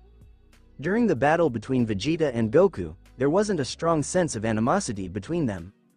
Indeed, Vegeta was thrilled that Goku, a low-level warrior, was not much different from the common rabble of his people, was engaged in a conflict with him.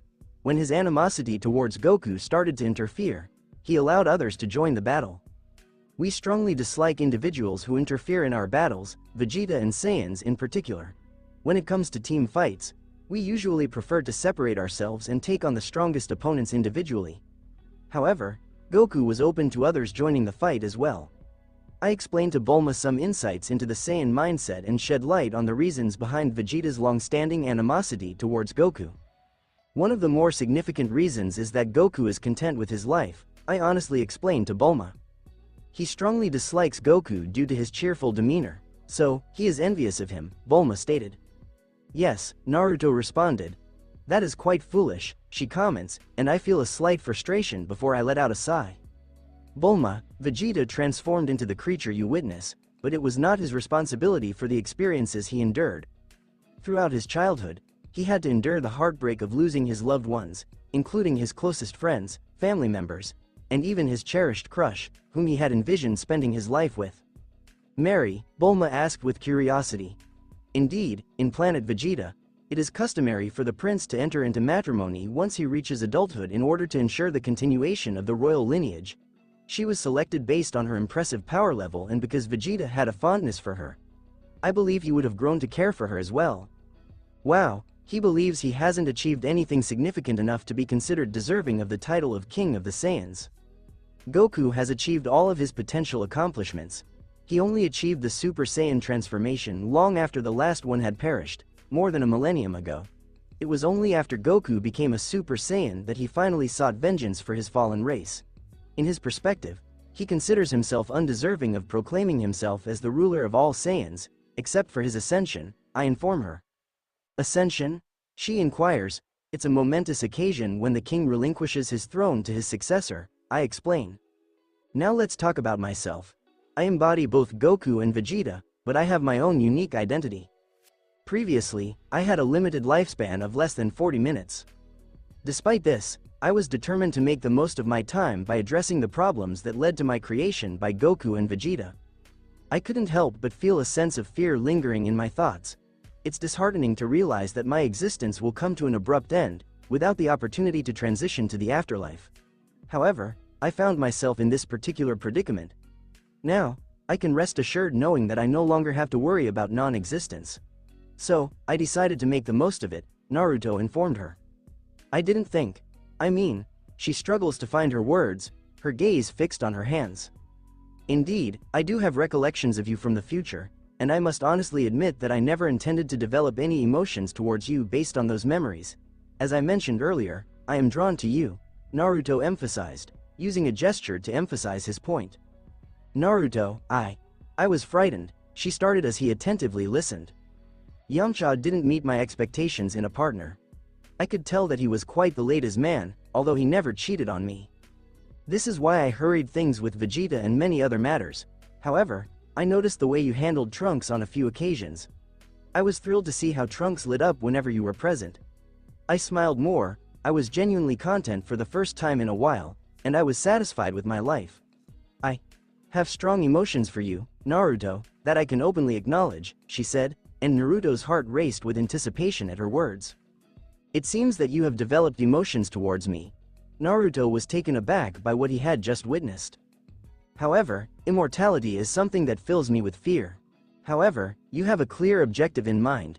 You aspire to explore the vast universe. In fact, you embarked on a journey for a few years to pursue this passion, and it is evident that you have intentions to venture out once more. Naruto, you will witness the world's destruction as the sun expands and turns red. Even the demise of the sun itself doesn't seem to faze you, does it? She asked at the end while he maintained eye contact with her. Naruto confidently responded, No, Bulma, it doesn't bother me at all. I want to emphasize that I carefully considered my wish before making a decision. Despite any hardships I may face, I am fully committed to enduring them. She bursts into laughter, and Naruto is taken aback by it. That's the point, Naruto. I'm uncertain if I can emulate your qualities in that aspect. Oh sure, I can probably endure for a few hundred years, but it's not just that. I know myself, and I'm not sure if I could withstand 1,000 years, let alone 1,000,000. She expresses her thoughts while he remains silent. I understand, he replied after a moment. You are different from me. To be honest, I am also feeling scared. If we come to an agreement, there might come a time when our love fades away and transforms into animosity, leading us to part ways.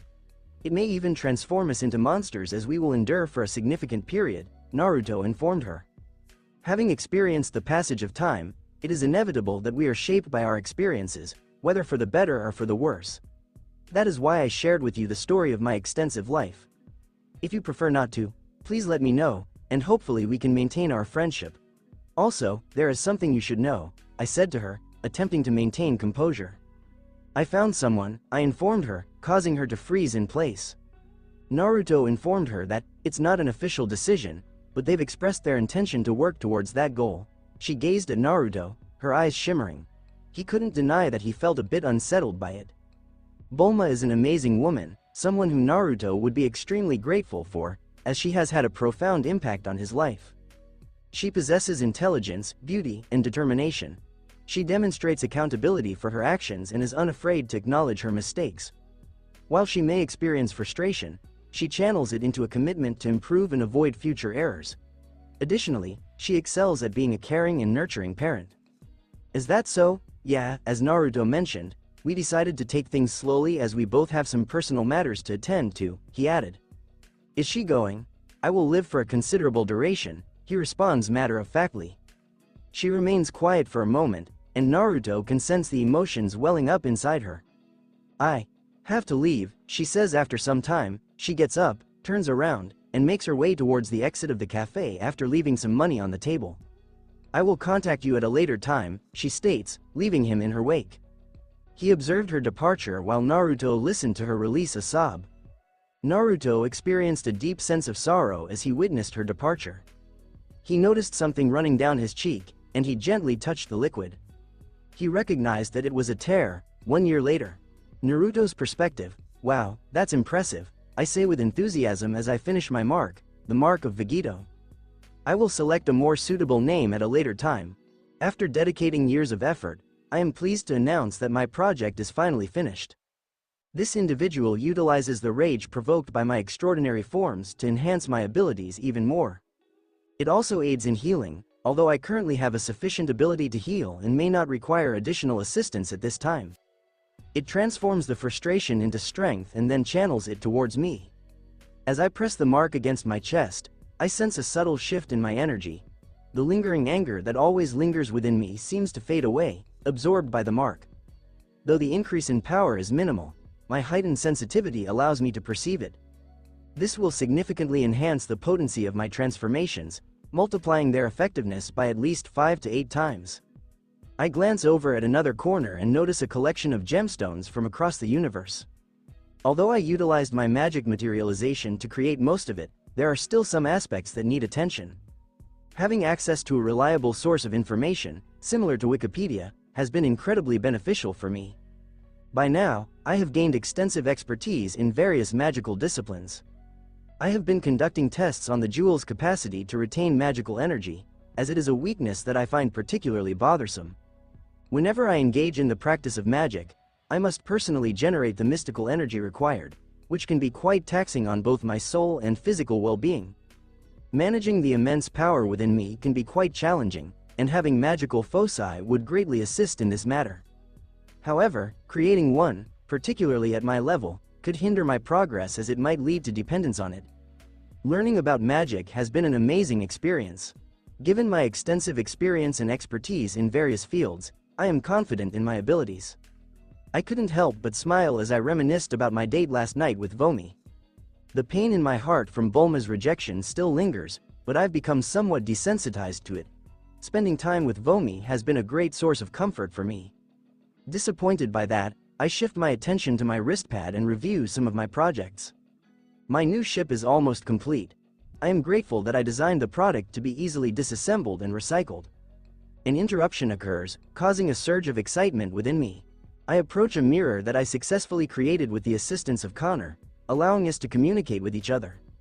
It was quite complex, but Connor provided tremendous assistance and should have completed his transformation into a demigod by now. "Hey, Naruto, look who's back in action," he says, a confident smile on his face. I can't help but be taken aback as I gaze at him.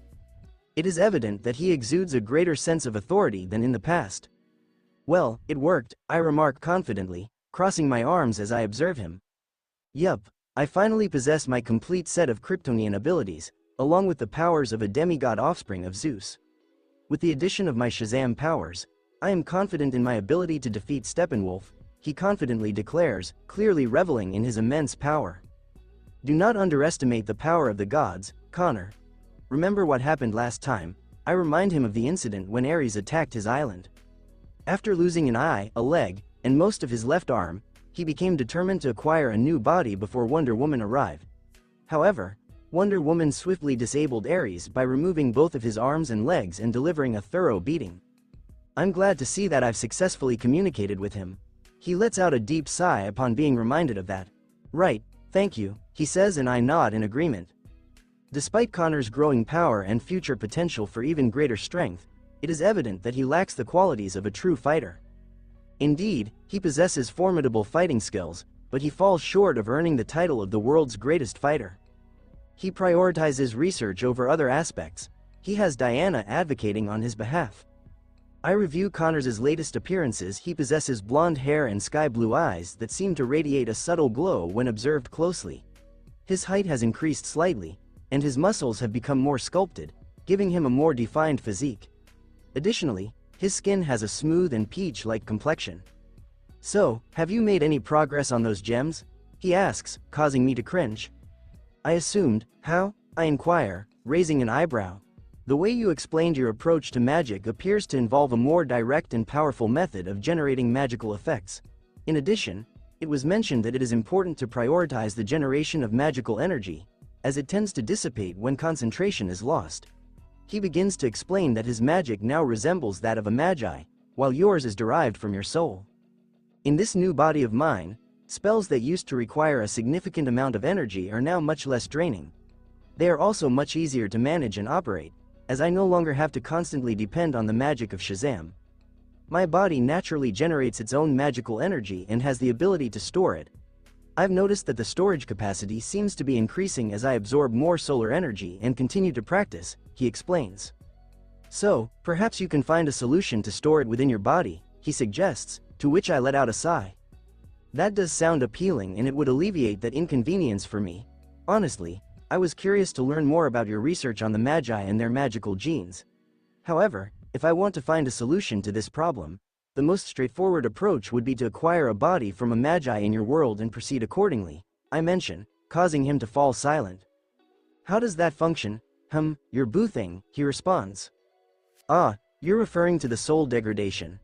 My Majin side is highly resistant to such a thing, and my immortality takes care of the rest and enhances my soul. However, I have only accepted one person so far," I inform him, now comprehending his point. "That is a practical solution, especially considering our plans," he says, causing me to fall silent.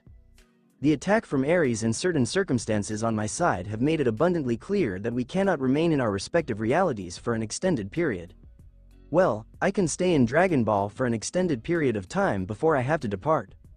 Connor is actively exploring ways to help us expand into new territories and is optimistic about finding a suitable location to establish our presence and foster further growth. Although I currently have no desire to depart from this reality, Connor is eager to escape his current situation. However, I still agreed with him that having a reality to escape to in case the worst happens is beneficial. "How is that progressing, by the way?" I inquire with him, which elicits a sigh from him. To be frank, the process was quite slow. However, I was able to isolate this timeline and utilize a partially broken motherbox to assist me with the necessary calculations. Fortunately, the motherbox also allowed for the integration of magic into my technology, which proved to be helpful. However, the motherbox is currently of no use to me. I am not bonded with it, and it was on the verge of breaking down after I obtained the information, as I am not its user, he says, visibly stressed. I successfully isolated my timeline, while also creating a disguise in case someone was actively searching for this particular timeline. On the bright side, I managed to outsmart all versions of the Reverse Flash in this timeline, which is quite satisfying, he concludes with a cheerful tone. I would offer assistance, but I must admit that my expertise falls short in the realm of magic and technology, I inform him. Oh, it's great to have someone to discuss things like this with. It's really nice. Returning to our previous discussion, should we consider visiting Liam's reality to offer assistance? We could bring him to either of our realities. We should definitely consider it. I have the expertise to protect my mind, and you can also develop the necessary skills. However, I have some doubts about Liam. I had the opportunity to develop my skills and expertise in a calm and stable environment, while you took significant risks to achieve your current position. If the alternate future version of you hadn't provided you with a substantial force and Wonder Woman as your partner. I reflect on the situation and respond. It's highly unlikely that we would be discussing this matter if his alternate self hadn't caused such chaos by tampering with his timeline. Playing with time in the manner he did, I wouldn't even have the courage to attempt such a feat. However, it seems that his alternate self was akin to a desperate individual searching for water in a vast desert. Acquiring Wonder Woman, who had been highly devoted and aspired to be your life partner. When he mentioned that, it created a slight discomfort in our friendship. We have unique qualities, yet we share a common origin. I would find myself in a challenging situation, but now I can take it easy for a while. So, how is your search for North Metal going? I would like to inquire. Things are progressing well. Fortunately, Hawkman and Hawkwoman appear to be the sole surviving Thanagarians at this juncture. I've recently dispatched a team of miners to diligently excavate any remaining North Metal deposits in Thanagar. Regardless of the outcome, any result is valuable. Also, I am still very frustrated that you can simply create more of it. He seems to be upset that I have the ability to create my own materials at will, especially North Metal. Yes, I am capable of producing additional work. However, I am curious as to why you are still pursuing Thanagar. I inquire about his motivation for exploring alternate realities, as it seems he is interested in accessing mine in order to obtain additional North Metal. When you mentioned the ability to create additional quantities of it, I had planned to halt all of my operations on Thanagar and shift my focus here. However, I recently discovered a character known as Barbados, also known as Bad God, he says with a heavy sigh. Considering the amount of chaos that often ensues in this world, any deity associated with bats would inevitably be linked to Batman, adding yet another individual to my list of adversaries, he remarks, clearly frustrated. Considering your abilities, do you believe you have what it takes to confront a formidable opponent like Darkseid? I inquire with him. I am still uncertain about the outcome of a 1v1 fight. When it comes to armies, I believe I have the capability to handle an invasion. My troops are currently undergoing training with their new Green Lantern rings, he explains, while a nearly naked clone of Power Girl steps forward and proudly displays her hand adorned with a Green Lantern ring. I have crafted a new Green Lantern ring, forged through my own determination, and it is much more fitting for my needs, he proudly declares, displaying his latest creation. I had Diana do the same as well, he remarks as I acknowledge that with a nod. Anyway, I have also started creating some new clones, he interrupts, raising his arms to prevent any interruptions. I am cloning both women and men, expanding my expertise in the field. Cloning Kara was a significant milestone for me, but I also required the ability to clone individuals from diverse racial backgrounds. Tamaranians, Martians, and especially Homo Magi, he states. Homo Magi, with some exceptions, are better than normal humans in nearly every way. But, in general, they are stronger and faster, to the point where they can lift 3 tons with some very intense training. Not only that, but their immune system is also better, to the point where they are immune to most diseases and viruses. However, there appears to be an issue when cloning the Magi, as there only seem to be around 2 to 3 Magi for every 1,000 clones. Yes, even I. A common misconception is that a normal human can't use magic. They can, but at a cost. They must bear the recoil of the magic that they use, and over time, they begin to develop some resistance to the recoil. As well as needing to have a magical power source to use magic in the first place. Magi can use the magic they generate to cast spells, and due to them having the Magi gene, they already have a resistance greater than what a normal human is able to achieve. That is why I used Kara Zor-L's DNA, as although hers is inactive, mine isn't.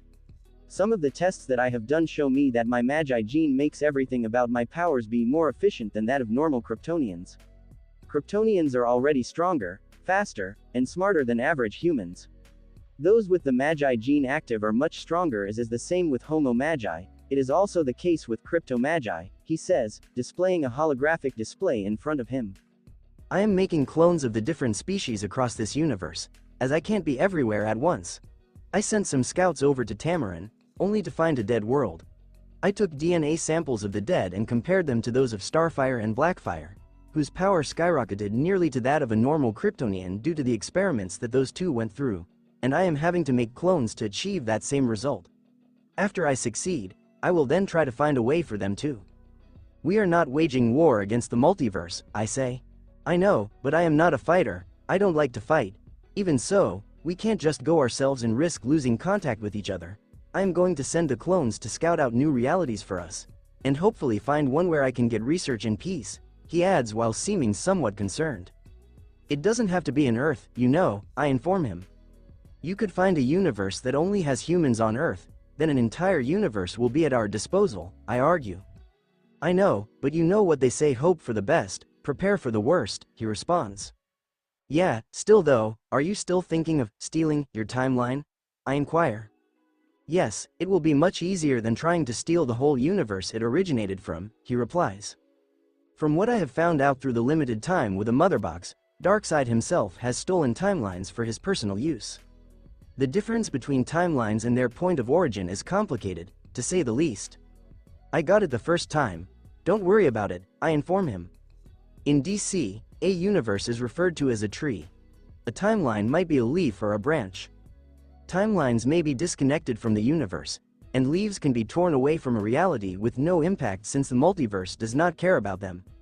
Keep in mind that you don't have to steal the timeline. You can just take your people with you and leave your reality behind, I tell him. Yeah, but I want to do this, he replies honestly, and I just shut my eyes for a while. If you are sure, make sure not to get yourself killed anytime soon. I also want to explore other realities, I say, and he nods. I must study magic in order to strengthen my soul so that I may employ greater magic. I don't have a whole set of magical knowledge in my mind. I can simply access and goof about as Connor has, but I still have to study. Is there any reality you would like to find? He asks me unexpectedly. I think about it. I am happy here in the Dragon Ball world. My friendship with Vomi is improving, and I'm also getting to know the rest of the Z fighters better. Currently, the gods are the only problem I can see. But I have to be alert. A reality, I would like. Probably a place with really good food, I add as I am quite pleased to be here. We're really different, he starts, but I glare. Yes, I am not a pervert, I respond. Okay, look, I have my reasons, he adds as I stare down at him. First off, Diana adopted me, then she seduced me, then she brought me to her island where I was then seduced by her mother, then she invited Diana to join, then we had a threesome. Enough, I don't care what shit you do with them, so long as you are not an asshole, I tell him, my eye twitching. The point is, most women here aren't loyal. Heck, Black Canary and Green Arrow broke up after he found out she was in an orgy, and she was the only female there. Flash got cheated on by Iris, and for some reason, he stayed with her. Lois Lane regularly fucks security guards or people for information she can put in the newspaper. Aquaman divorced his wife when he discovered his son was actually his brother Orm's child. It's not like I had a lot of options, most of the woe. I cannot even blame him for it. Alright, where would you like to go? I inquire. After I establish a universe for ourselves, I would like to reach the world of Harry Potter, he adds. I gaze at him. What, I still have dreams, you know, he replies, to which I also accepted. Going to Universal Studios and seeing the Harry Potter section was a fantastic family activity. You thinking about them? He says with a knowing look. Yeah, I don't have anyone to talk to about them, but I think about them from time to time, I say as he nods with a sorrowful expression on his face. What would our parents think about us now? He inquires. Dad would be proud of you for having so many girls while Mom would be horrified about them, I say. Yeah, that's probably right. As for what they would think of me, I know that they would be happy or rather we are safe. Dad would be happy we made it in some shape or form. I mean, both of us are basically rich, while Liam is probably doing alright. I continue reminiscing about our shared memories of our parents. Do you think we will ever see our families again? He says. I look him in the eyes. Yes, I said, much to his amazement. How can you be so sure? He says, and I scowl with a terrible grimace that comes out of me automatically. Whoever brought this to us, did so for a reason, considering how much the evil Dragon Balls seem to be in different realities, and pieces of us seem to be at least in the reality that they are in points to that being knowing about our original reality. Therefore it must also know about us, and by extension our family. I tell him seriously as he begins to get angry before he calms down. Seems like we have a lot to do then, he replies with a determined expression in his eyes. Yes, we do, I said. In another reality. He is your son, get control of him, shouts a 15-foot tall guy in a suit with a beard as the scent of ozone pervades the air. I have told you, I don't know where he is. What your son has done. Poseidon goes against his fate, scream in unison three elderly women, completely outraged. I don't know where Perseus is, screams Poseidon. He has run amok Muspelheim, says a one-eyed guy who walks into the room. He has used Yallarhorn, creating a mess throughout all realms, says the individual. Odin, you dare. Silence Zeus, Odin screams. My ravens tell me that he has gone to Japan and taken the Kusanagi no Tsurugi for himself. My scouts report that he took it with him to see the fire giant Surtur, says Odin. So, that is what happened to it, said a female voice. Amaterasu, says Odin, welcoming her. Percy Jackson has made a mess of things. He must be held accountable, she asserts. She is right, says a guy with a falcon's head. He has taken the heart of Apophis for reasons unknown to us, says Horus. What is your son planning? I could just tell you, said a youngster with attitude. Holding a bronze sword with lightning and flames erupting around it while the hilt seems to be emitting chilly air, he has both eyes closed and blood tear traces streaming down his face. His chest pulsates with a dark purple as his heart beats forcefully. Percy, what have you done? Asks Poseidon, sensing the great power leaving his son. Gave myself a fighting chance, he adds, opening his eyes that gleam with enormous force and intelligence. Most notably, his eyes seem to be reptile. No, not reptilian. Dragon eyes, says Odin, narrowing his gaze towards Percy. How did you gain a boon from Yggdrasil? I close all the pathways, he says, preparing for a battle. Not all of them. As for how I gained boons from the tree, simple, I walked the path not yet taken, he said, lifting his palm as runes formed on his left side, preventing a spear from penetrating him. This is a fine spear, says Percy, before the spear spins around and is hurled back at Ares. Percy's pav, this is it, the war that will end this terrible era of gods. Using Ares' spear against him was exciting. Everything will be worthwhile. Losing my mother, learning how to fight, taking the golden fleece for myself. Killing the last known Norse dragon, soaking in its blood, and consuming its heart. Going to Japan to get the Kusanagi for myself. Going to Norse territory to enlist Searcher's services to reforge Anaklusmos with the Kusanagi and a piece of Searcher's own sword, and imbue it with primordial ice from Ymir, or what was left of him, as I had to capture his breath in a magic bag, and Surtur himself provided primordial fire, cooled with the blood of both Quetzalcoatl and Khonshu alongside my own and further empowered by my primordial runes. Obtaining the knowledge of the runes by taking out both of my eyes and drinking from Mimir's well, then drinking dragon blood, then drinking water from the river Styx and drowning myself in a tub of Styx water. Having that particular bag surely paid off. Then, using my new primordial runes, I placed the dragon's eyes into my own eye sockets. Only to eat 3 golden apples of Idun, 3 peaches of immortality from the court of the Jade Emperor, and ultimately 3 golden apples from the Garden of Hesperides. I then worked on making this new sword, a weapon designed to fight back against the gods. To make them pay for the agony that they have caused on others and to show them that their age is finished. For the last phase, I required additional electricity.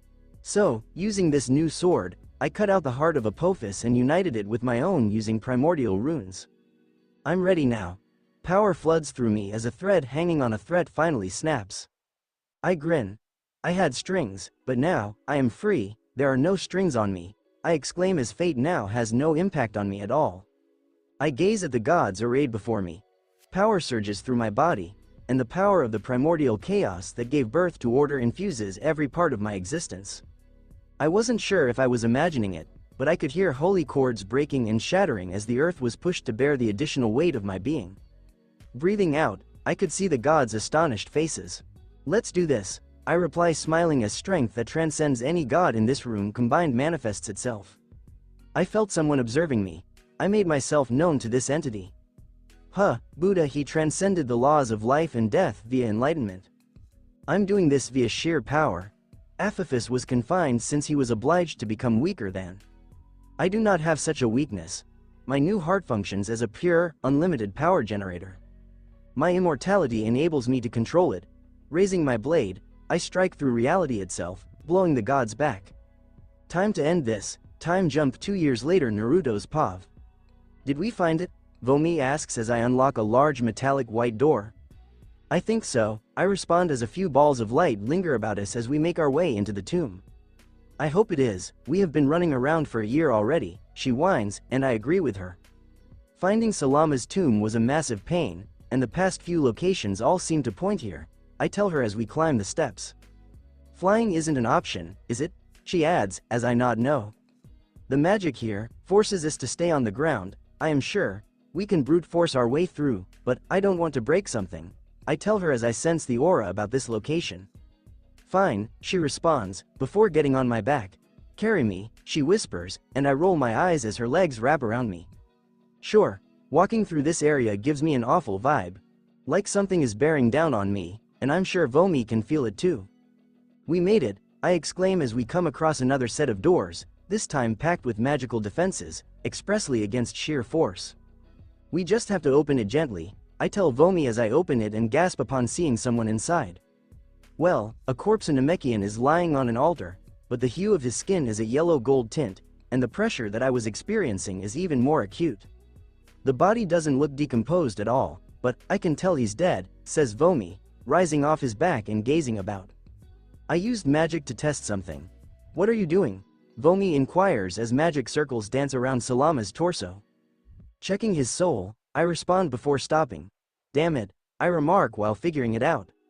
What, everyone has a soul, even gods, from what I learned from King Kai, and it is possible to see that Salama did have a soul, but it seems like the container for his soul was ripped to shreds, I tell her as I feel a little angry as I needed some answers.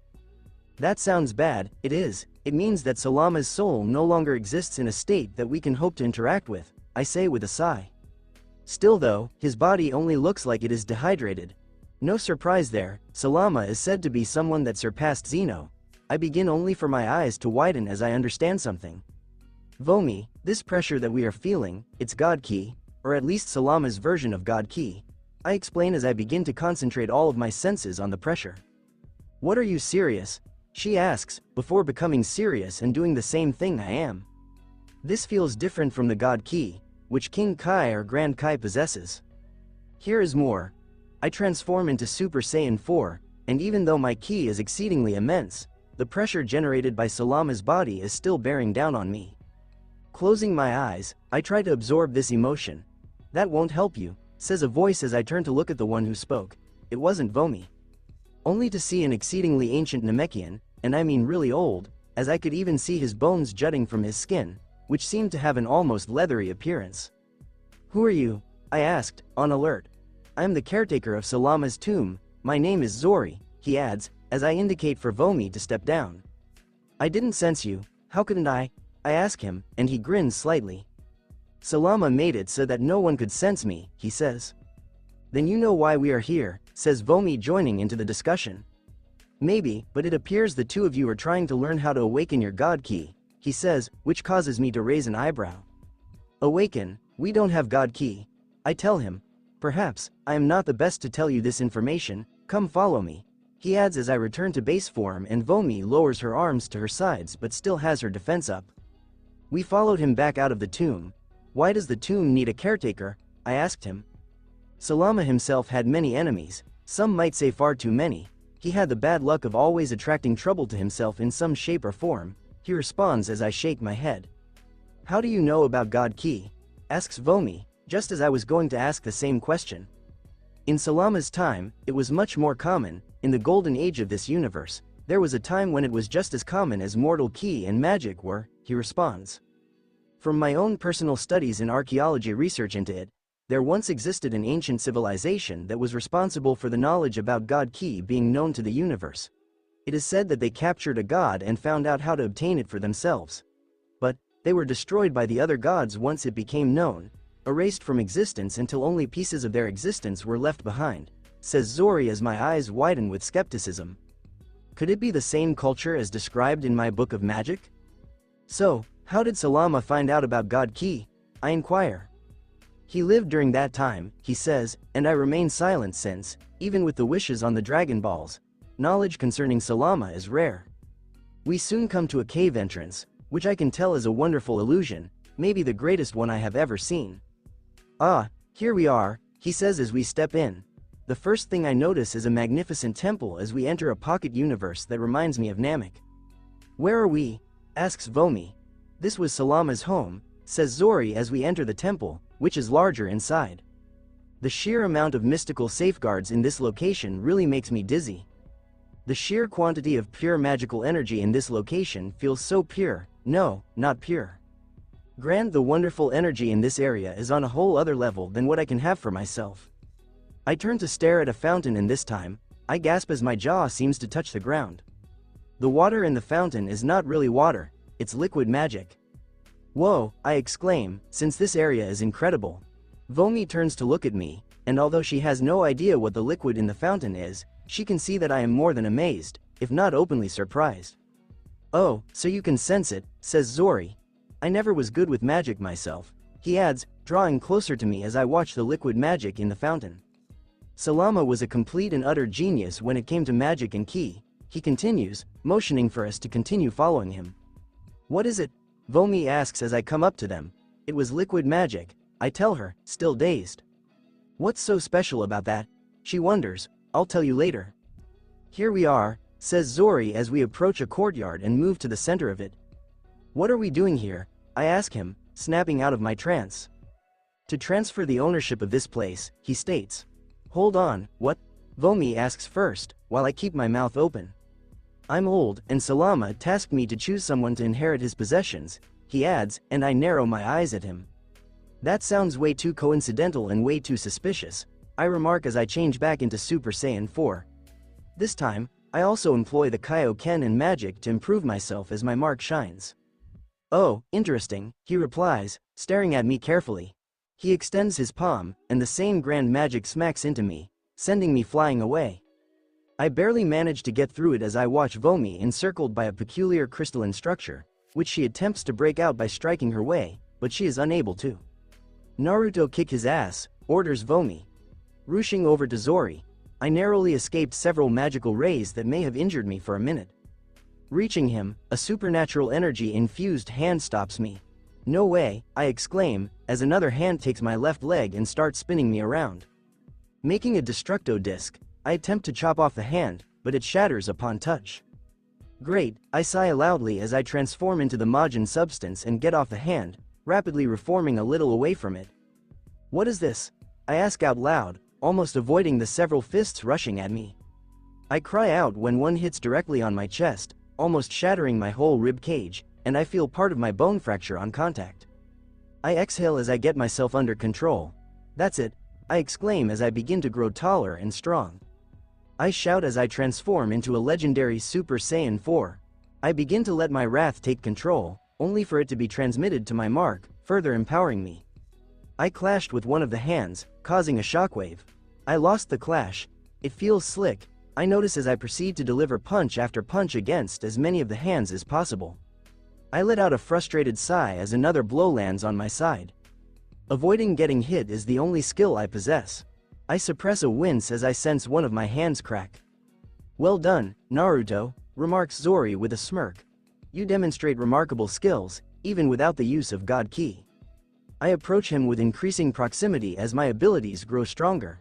Before long, I find myself in close proximity to him once more, launching a punch in his direction, only to be met with the sudden appearance of a protective barrier before him.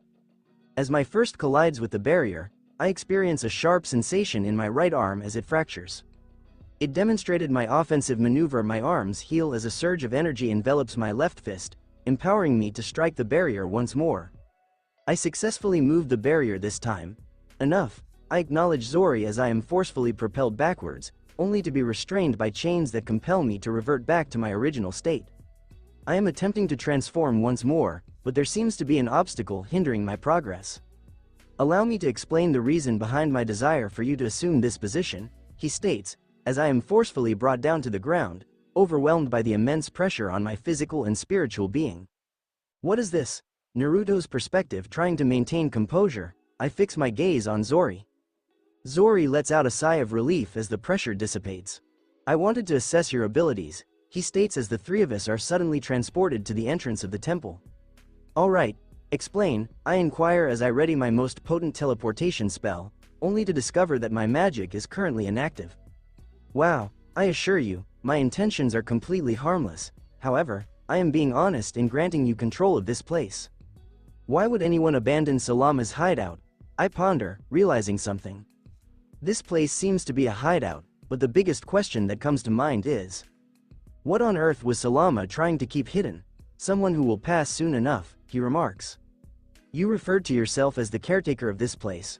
Furthermore, my question remains unanswered. Why would you abandon this hideout? We could have activated the most powerful defenses and ensured that no one could ever discover its location, I say. Not even me. I start before I pause myself. How was I able to locate it? I inquire, giving him a scrutinizing look. He quickly raises his hands and produces a piece of paper, handing it over to me. As I read its contents, I am taken aback by what I see. This is a compilation of desires fulfilled by Dragon Balls, also including mine. Moreover, it even includes a detailed transcript of my conversation with Shenron and Porunga. Even when they informed me that a wish was not feasible. That's how I can tell you'll eventually discover this place, he responds. Awareness of Salama's existence is limited to a select few, including myself, the higher deities, and the most powerful demons. It is highly unlikely for an ordinary individual to have awareness of their own existence. Salama expressed a strong desire to eliminate any evidence of his existence that extended far beyond the boundaries of this particular timeline and multiversal cluster, he remarks, causing me to fall silent. I respect your privacy and will not intrude into your personal matters. I am granting you dominion over this realm because Salama wished for someone to take charge, despite knowing how unlikely it was.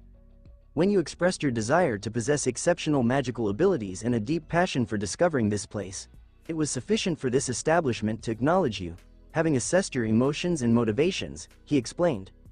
Are you saying that you're not feeling well? I inquire with him after a short period of time. Honestly, I should have perished a while back, but the peculiarities of this realm prevent my demise from occurring. Consequently, once I do meet my end, I will cease to exist as a precautionary measure, ensuring that those who take charge of the afterlife do not discover this place, he elaborates. Why? As mentioned earlier, Salama seemed to attract attention, whether from allies or enemies, possibly due to a curse. But what made it even more difficult were the friends who turned into enemies, he says with a sigh. In the early days of Salama's rise, a deity named Zeno, the king of everything, took notice. Salama was rapidly gaining power and expertise, surpassing even the gods themselves. However, Salama displayed a humble attitude and did not let his immense power go to his head. He reached a level of expertise that caught the attention of a race that had a strong desire for knowledge. A race that was driven by an insatiable thirst for knowledge, yearning to uncover the mysteries of the cosmos and the very essence of existence. Salama wondered about the motives behind the mysterious race's interest in him. He decided to accompany them, developed and progressed alongside them. Eventually Salama departed, upon uncovering the lengths they would go to acquire even the smallest bit of information they were unaware of. This race displayed an unwavering dedication to acquiring knowledge, resorting to numerous acts of cruelty, even going to the extent of capturing a deity for experimentation purposes. However, their insatiable thirst for knowledge ultimately led to their downfall, as the other gods came and wiped them out of existence, he said. Who were they? Can you please ask Vomi?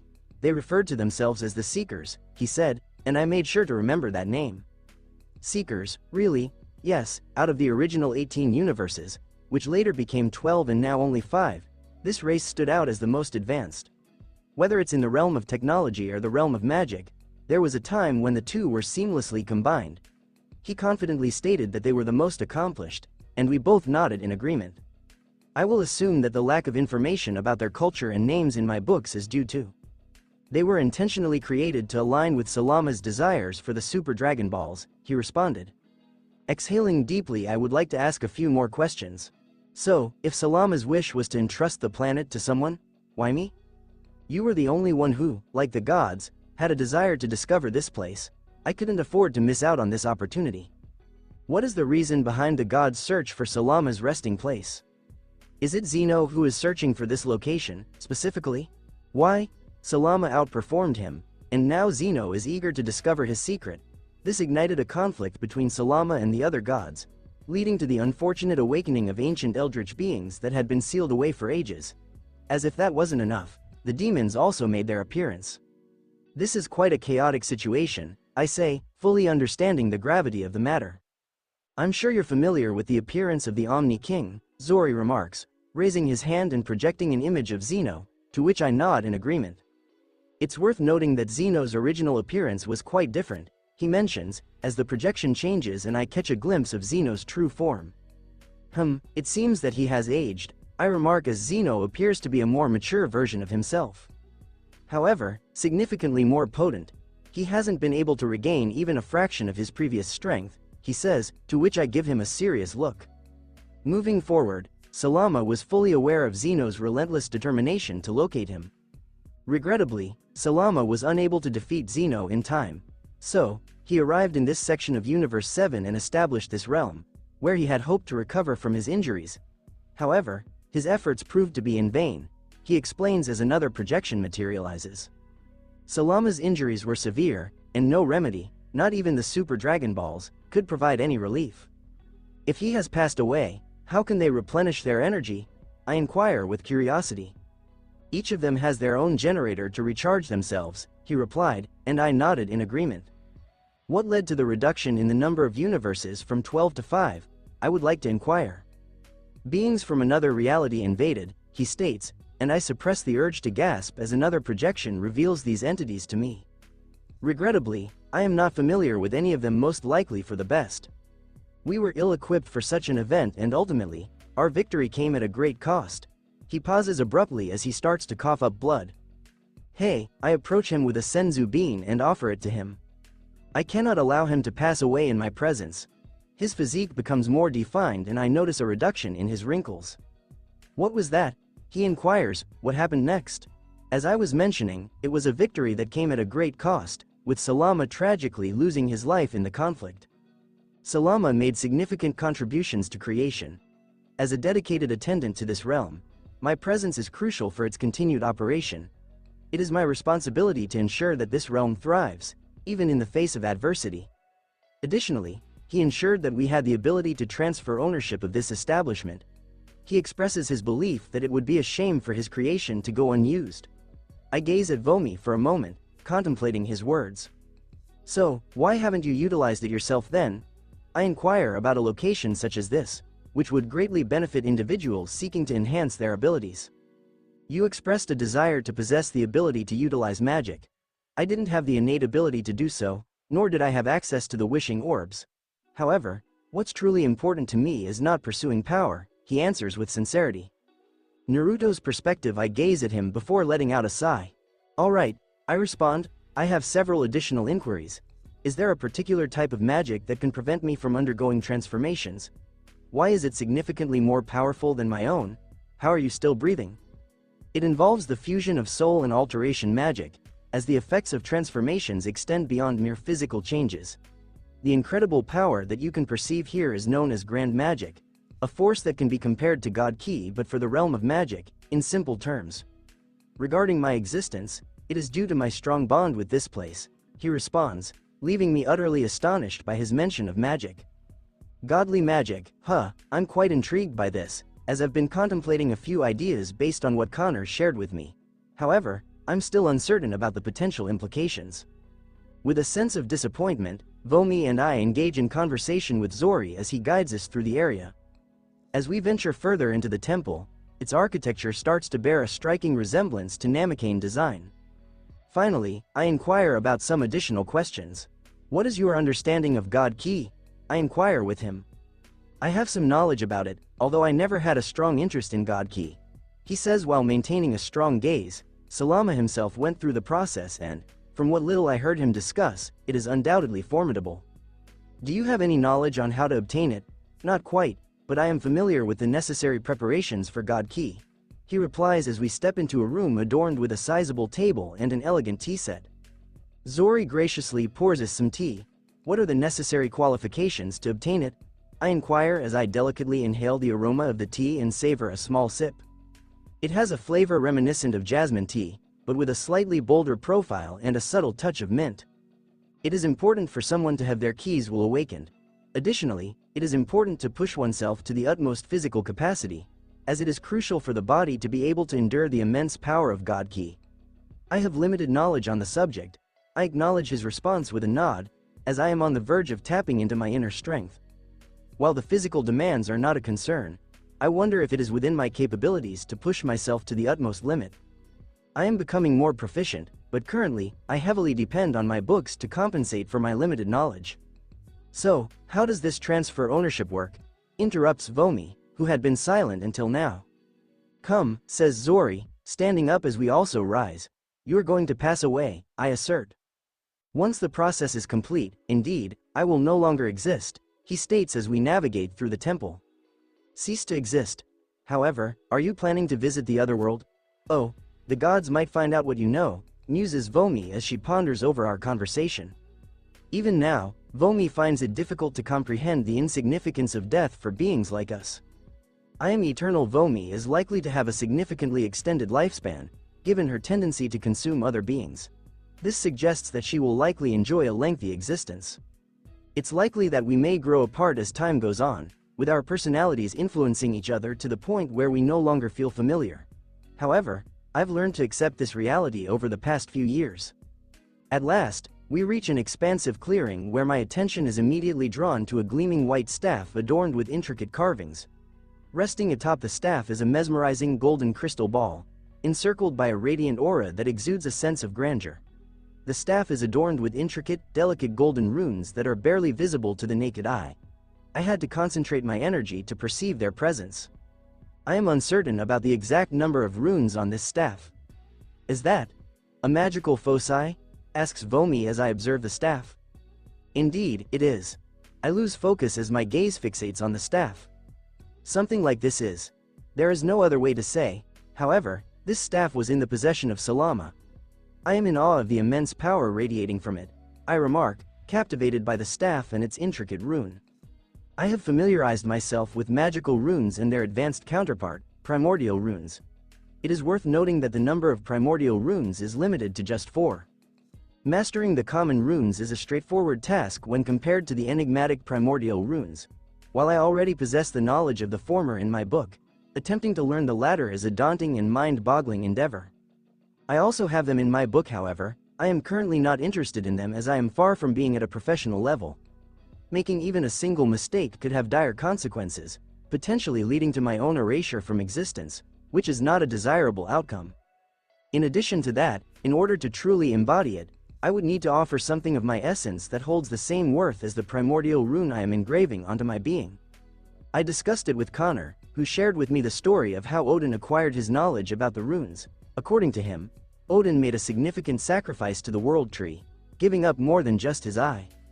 He relinquished the majority of his emotions and a significant portion of his essence, transforming him into a full-fledged sociopath, a quality that was erroneously perceived as wisdom by those in his vicinity. However, it is worth noting that his body was remarkably delicate, as Connor observed that Odin appeared more akin to a traditional Viking. Yet, following his selfless act of sacrifice, he took on the appearance of a frail elderly individual on the brink of death.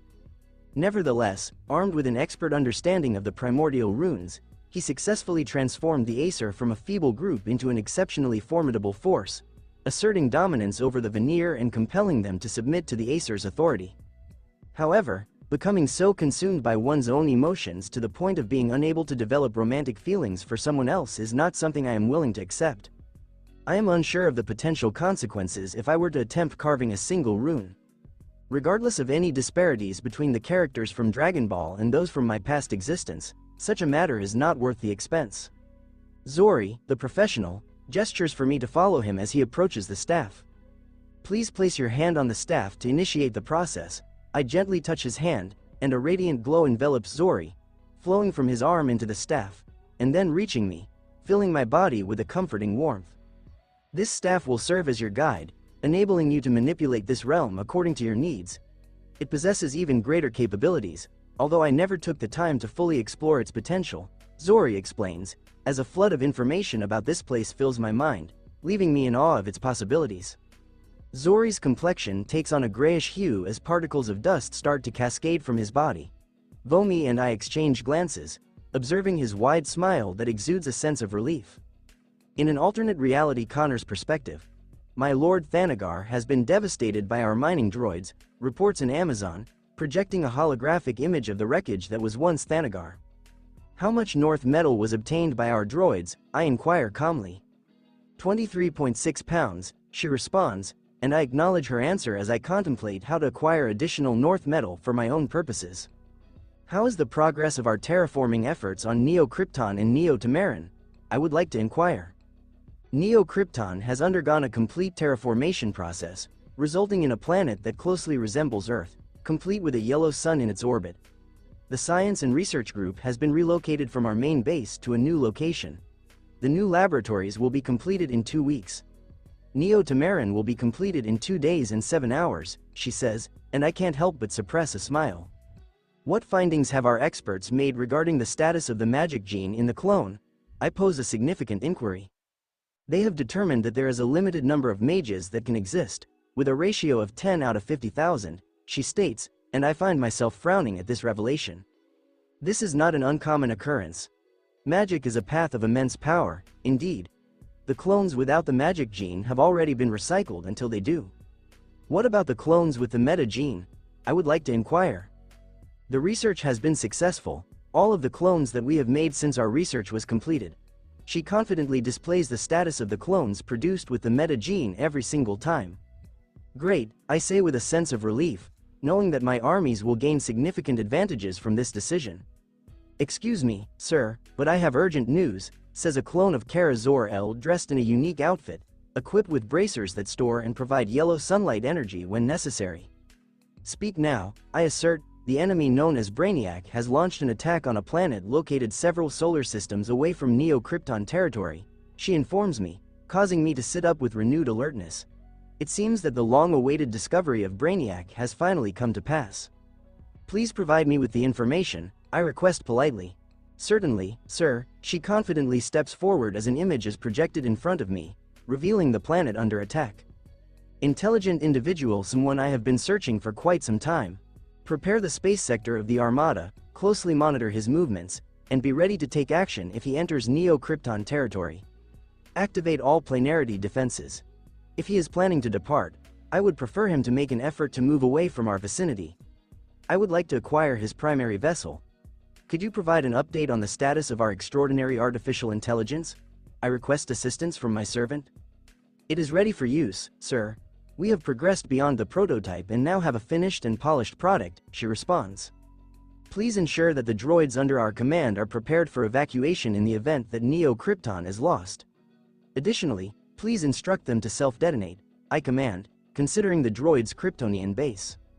I have a highly skilled team of eradicators at my disposal, and although I am reluctant to part with such a valuable asset, the Brainiac ship is crucial in my quest to rival the advanced technology of Apocalypse and New Genesis.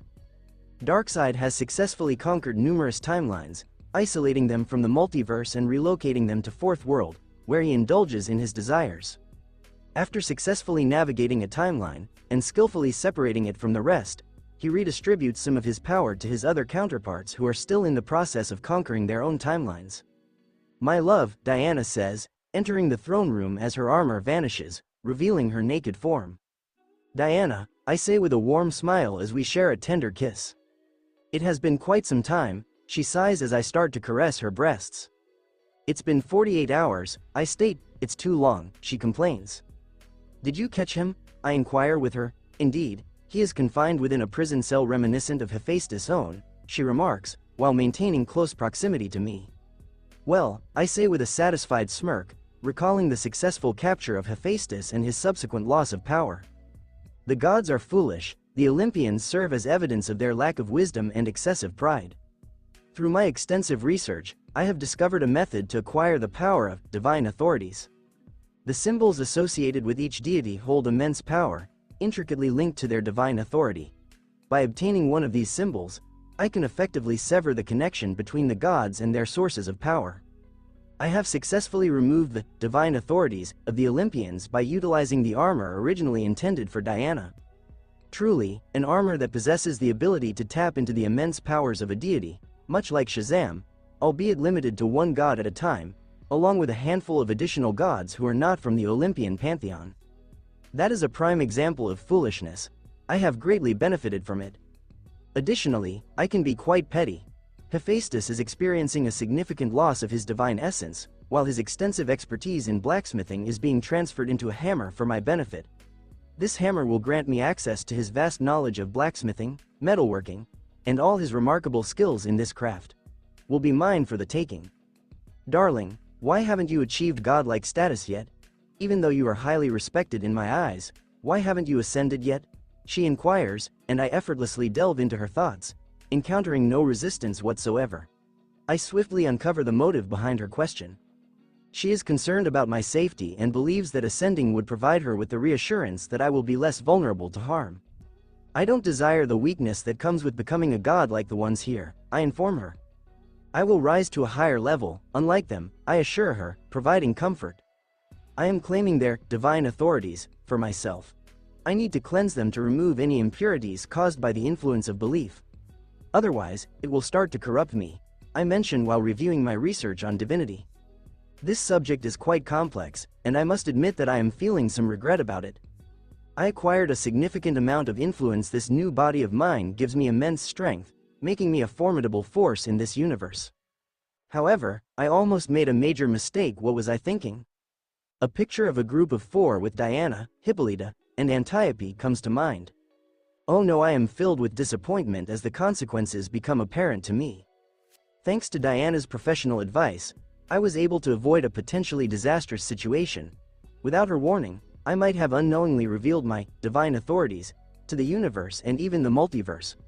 All my efforts to keep my timeline hidden would have been in vain, and I would have undoubtedly attracted unwanted attention from other pantheons. I can only utilize them in the Rock of Eternity, the Mysteria, or outer space without the potential of revealing my abilities. This aligns perfectly with my intentions, as I am strategically establishing my influence over the Earth. I have successfully placed my trusted individuals in positions of power, such as presidents, mayors, and other political roles, to further extend my control. I chuckle softly as I recall that I single-handedly brought the people of Earth under my control. It's truly remarkable to see the positive outcomes that can be achieved when commitments are made and followed through on regarding healthcare, working conditions, homelessness, and the court system.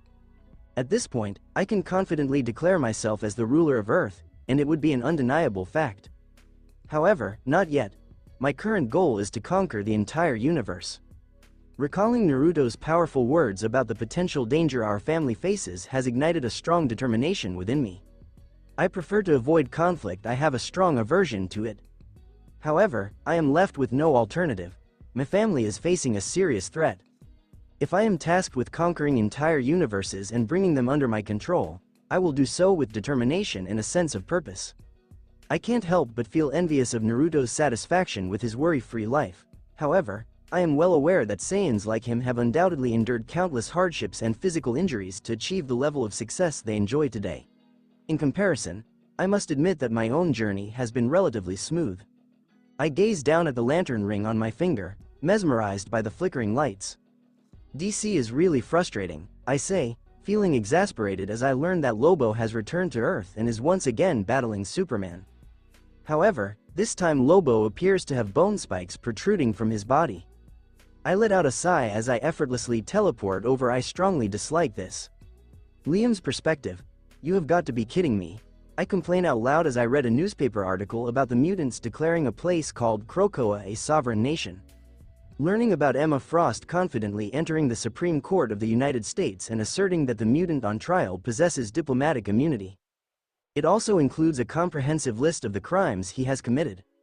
Acts of violence, illegal substances, exploitation, large-scale atrocities, and an unfortunate culmination.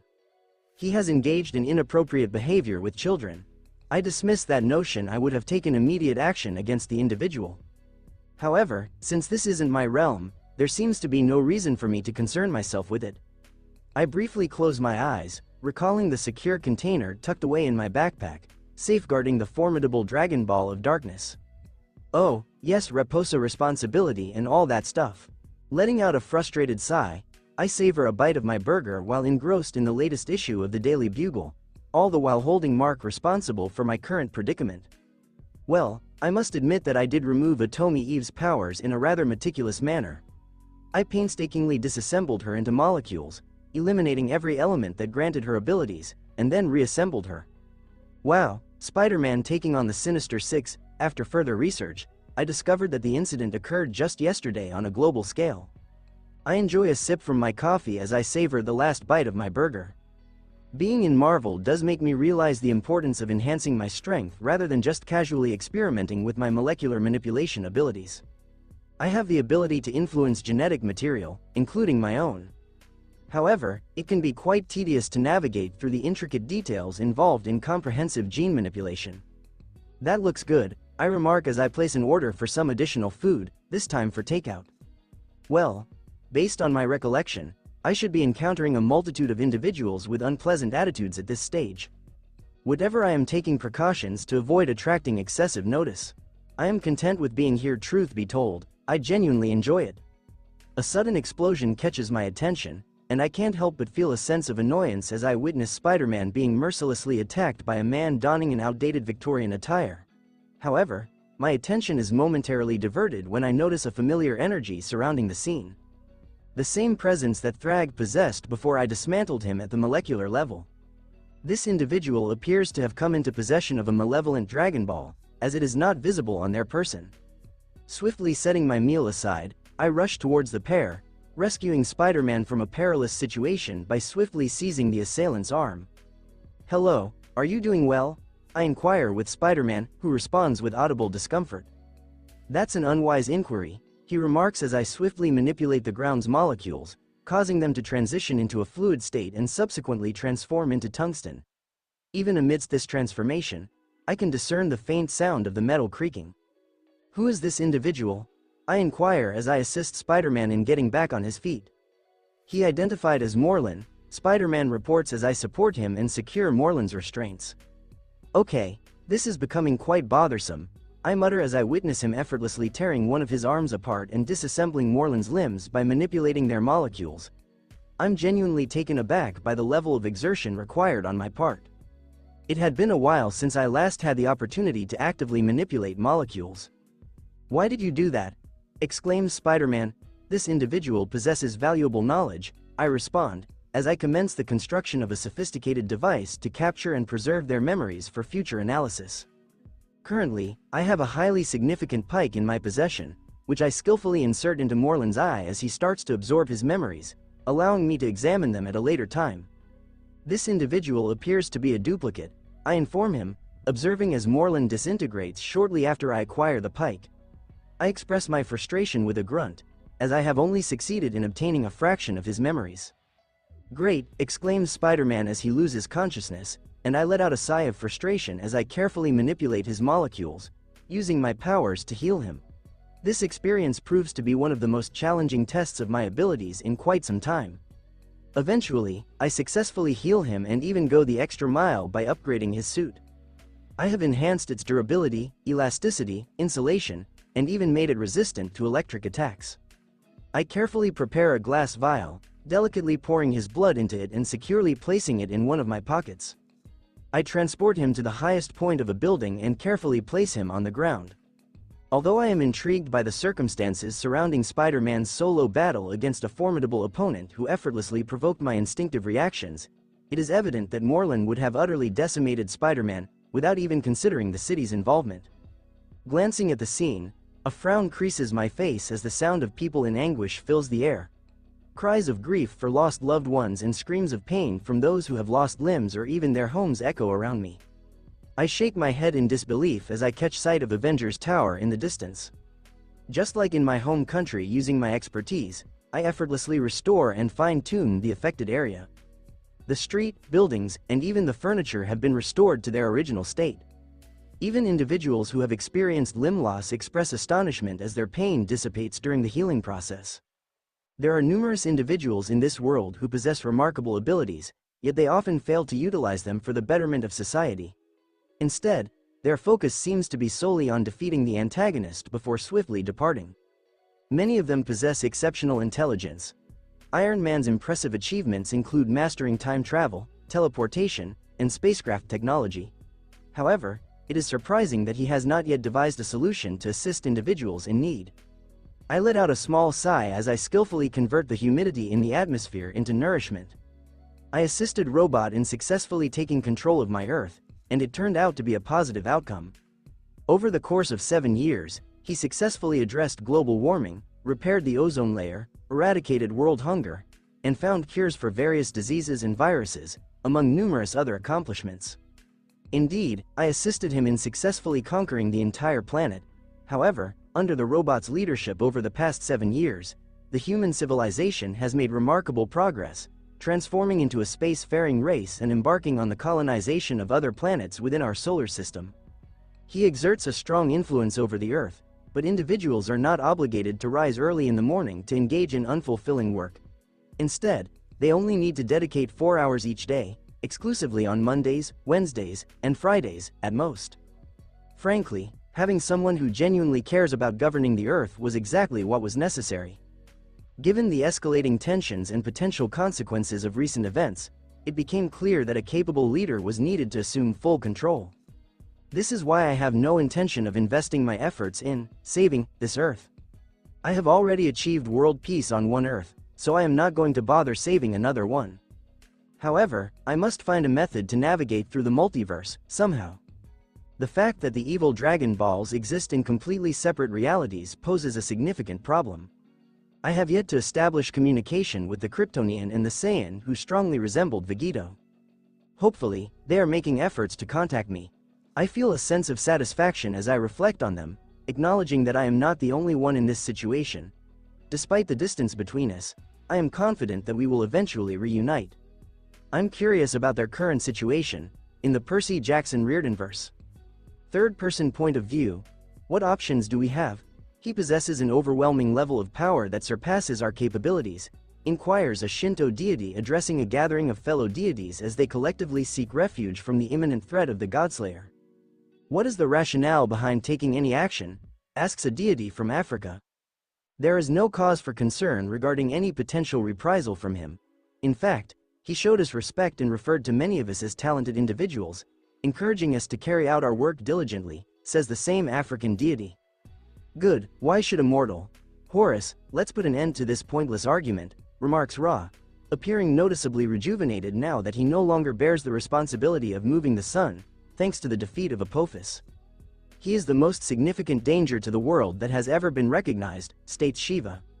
No, not the world, just the gods he considers to be malevolent and dispensable in the greater scheme of things, remarks Thoth casually as he sips from a pint. Oh, why should we overlook you? Mind your language, Tsukuyomi. He wasn't even intending to take my book. I willingly offered it in exchange for my own survival, as he only sought the names of the gods from my pantheon, Thoth says, still filled with frustration at his own foolishness for surrendering his book out of unnecessary fear. None of us can even come close to matching his power, Nyx interjects, asserting her opinion. Perseus has already faced Buddha, who chose not to interfere, she remarks as the three fates from the Greek pantheon step forward. The only one who can defeat him as the biblical god are his archangels, but he has chosen to allow the events to unfold. Perseus has successfully triumphed over the forces of hell, going so far as to remove the face and wings of the devil. The devil now finds himself confined to a newly established layer of hell, a testament to Perseus' ability to humiliate him, Atropos explains. Why wasn't he properly managed? Utters with frustration, Odin. He has an extensive knowledge, suggesting a deep understanding of various theories. One theory speculates that he may possess the extraordinary ability to see into the future with remarkable accuracy. Athena, who is missing her left arm with only a stump remaining, shares. How was he able to unlock the potential of his blood? Inquires the Jade Emperor. I think I might have a solution for that, responds Ra. Based on the information available, it appears that he removed the heart of Apophis and successfully implanted it within his own body, which had been controlled by the force of myth, but has now been set free. According to my sources, it appears that he utilized the power of primordial runes, which were previously unfamiliar to me, to merge them with his own essence, chips in Odin. How can we overcome his unique form of immortality? Indra's question hushes every deity present, demanding their attention. Perseus has attained a remarkable form of eternal life, liberated from the responsibilities of being a god, and transformed into a unique deity that thrives independently of mortal devotion. Something that impresses every deity in attendance with pure envy. Yes, what is your plan for overcoming it? Inquire about the individual they have been discussing. Perseus Jackson, an individual who has defied the highest powers. Every god readies themselves for combat, only to find that Perseus is encircled by mysterious symbols, which have somehow transported them elsewhere. "Welcome to my creation," exclaims Percy, extending his arms as the deities realign themselves. Percy quickly moves towards an Aztec deity and forcefully removes its heart. "What is the reason behind your actions?" Athena is being asked a question. He growls out, "Percy, you're wondering why? Allow me to share one of the numerous reasons." Starting with America, Percy states confidently as power surges around him. The establishment of America was marked by a tragic loss of life. Your original homes were thoughtlessly destroyed by you gods. You ignited a conflict with what could be considered your younger counterparts, the indigenous deities of that region, and decimated them until very few remained. In a display of immense hubris, you proceeded to rename this continent as America, the epitome of liberty. Since the very start, you deities have brought nothing but devastation. You always carried it with you, no matter where you went. The Olympians made a sincere effort to separate themselves from their ancestry, yet they bore striking similarities to the Titans. You are determined to surpass any obstacle in pursuit of personal fulfillment. If sacrificing a life is necessary for your enjoyment, you're willing to go along with it. However, the moment I attempt to save this world, it becomes an issue. It seems that the true culprits are none other than you. Percy's demeanor exudes a sense of intense determination as he proceeds to confront and overpower a significant number of the gods in his path, paying little attention to those he chooses to disregard. Only a fraction of the numerous gods that were once present now remain, dwindling to less than 50. Gods, how swiftly they crumble, Percy jeers, his gaze fixed on the vanishing forms of the deities. The rest of you, he starts, I understand your thoughts. How is this achievable? How can we be subjected to such treatment? The feeling in your stomach right now is pure terror, but it pales in comparison to the challenges humanity has faced while others were preoccupied. It has been far too long since gods have been allowed to rampage as they please. However, it is time for a change. I will now compel all of you to collaborate and work together. He effortlessly halts Susanoo's assault and firmly seizes him by the neck, rendering his limbs incapacitated. Did you think attacking without strategy would yield any results? If it didn't work for them, he murmurs, his gaze fixed upon the fading corpses of gods. What made you think it would work this time? Percy asks, his sword raised high, still stained with the blood of gods. Please, spare his life, Amaterasu pleads desperately, falling to her hands and knees. Sister, Susanoo groans, his voice filled with exasperation, as a mysterious purple aura starts to envelop him. Why should I? Did he not harm your friend? Why would you be interested in him? Percy asks with a neutral expression on his face. Please spare his life, she pleads, her forehead touching the floor, as he is still my brother. Percy gazes at her briefly before a spark of inspiration ignites within his mind. All right, but in return for sparing his life, you must sacrifice your own, Percy declares, leaving her speechless. Sister, please don't. I agree, she cuts him while sitting up, wearing a look of resignation on her face. Percy gazes at her briefly before delivering a forceful kick to her face, causing her to be propelled backwards as a portal materializes and engulfs her. You should be feeling content. Now that you understand the genuine concern your sister has for you, Percy remarks, allowing Susanoo to gently descend to the ground. As I gaze upon the remaining gods, a portal suddenly opens before me. Percy's perspective entering the portal, I meet Amaterasu's gaze. What are you? She starts with a hint of apprehension as I roll my eyes. I have no intention of causing you harm. If that's what you are wondering, I make sure to treat my partners with respect and care before engaging in intimate activities, I express with a chuckle. What I require from you is quite straightforward. However, regrettably for you, it is going to be quite uncomfortable. Just endure it, I say calmly as thousands of runic sequences materialize around her while she cries out in agony. The more you resist, the more painful this will be for you, I say in a stern tone before her screams start to affect me, causing me to lessen the intensity of my conceptual attack. I am studying one of her domains, which stands out among all the other deities I have encountered. It is quite uncommon to find someone who possesses a domain of expertise in this area. Especially one as powerful as hers. The strength of the sea of chaos within me enables this achievement. Soon, I will possess the immense power of creation itself. I bring out the essence of Ra. Ra was revered as the deity of the sun, fire, light, creation, renewal, rebirth, life, and most significantly, order. The heart of Ra exudes a strong and vibrant energy, power that could potentially overwhelm me if I attempt to handle it in my current state. However, Amaterasu's expertise and deep understanding of creation, sun, and light will greatly facilitate the process as my own comprehension grows. I am capable of handling these tasks. I am focused on personal growth and self-improvement. Of course, I won't be able to elevate them to the same level as Amaterasu or Ra without sufficient time to fully grasp those concepts. However, I will ensure that they begin at a demigod level, thanks to Amaterasu's guidance. I let out a sigh as I decrease the intensity, taking extra care to work at a slower pace and avoid any errors, as she seems to be having difficulty moving. Currently, I am only surpassed by the archangels and the biblical God himself. However, I see no justification for me to involve them. They have maintained a neutral stance towards my actions so far. Even with the heart of Ra in my possession, only the most formidable archangels and the Almighty God can stand against me.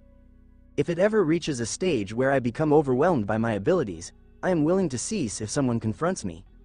However, until that time comes, I will continue to safeguard individuals from the deities. Danny's perspective, Lord Phantom, if I may inquire, what are your intentions? Asks Clockwork as I gaze out into the ghost zone. Nothing, I respond truthfully, since assuming the role of the new Ghost King, there has been no task that requires my attention. I proudly wear the crown of fire upon my head and the ring of rage on my finger. By themselves, they have already elevated me to one of the most formidable spirits. Thanks to the Fenton armor enhanced by the Reality Gauntlet, I was able to single-handedly fend off an entire army of Dan Phantoms. Utilizing the Reality Gauntlet, I created vials that would enhance my ghost core to its utmost potential. Additionally, I extensively studied Vortex, Undergrowth, Nocturne, and Technus to acquire their powers permanently. Providing weather manipulation, flora manipulation, dream manipulation, and technology manipulation. Now equipped with the enhanced skeleton key and the Reality Gauntlet, I am ready to unlock my full potential. By including everything in my possession, I become the most formidable entity in this reality. However, I didn't stop there. Through years of dedicated study and mastery of the Reality Gauntlet, I have acquired the ability to manipulate reality on a vast scale, spanning galaxies. With the Reality Gauntlet in my possession, I possess the power of universal reality manipulation. Through my expertise, I possess the power to bring forth existence or bring about its demise. Nevertheless, something caught my attention out of the corner of my eye.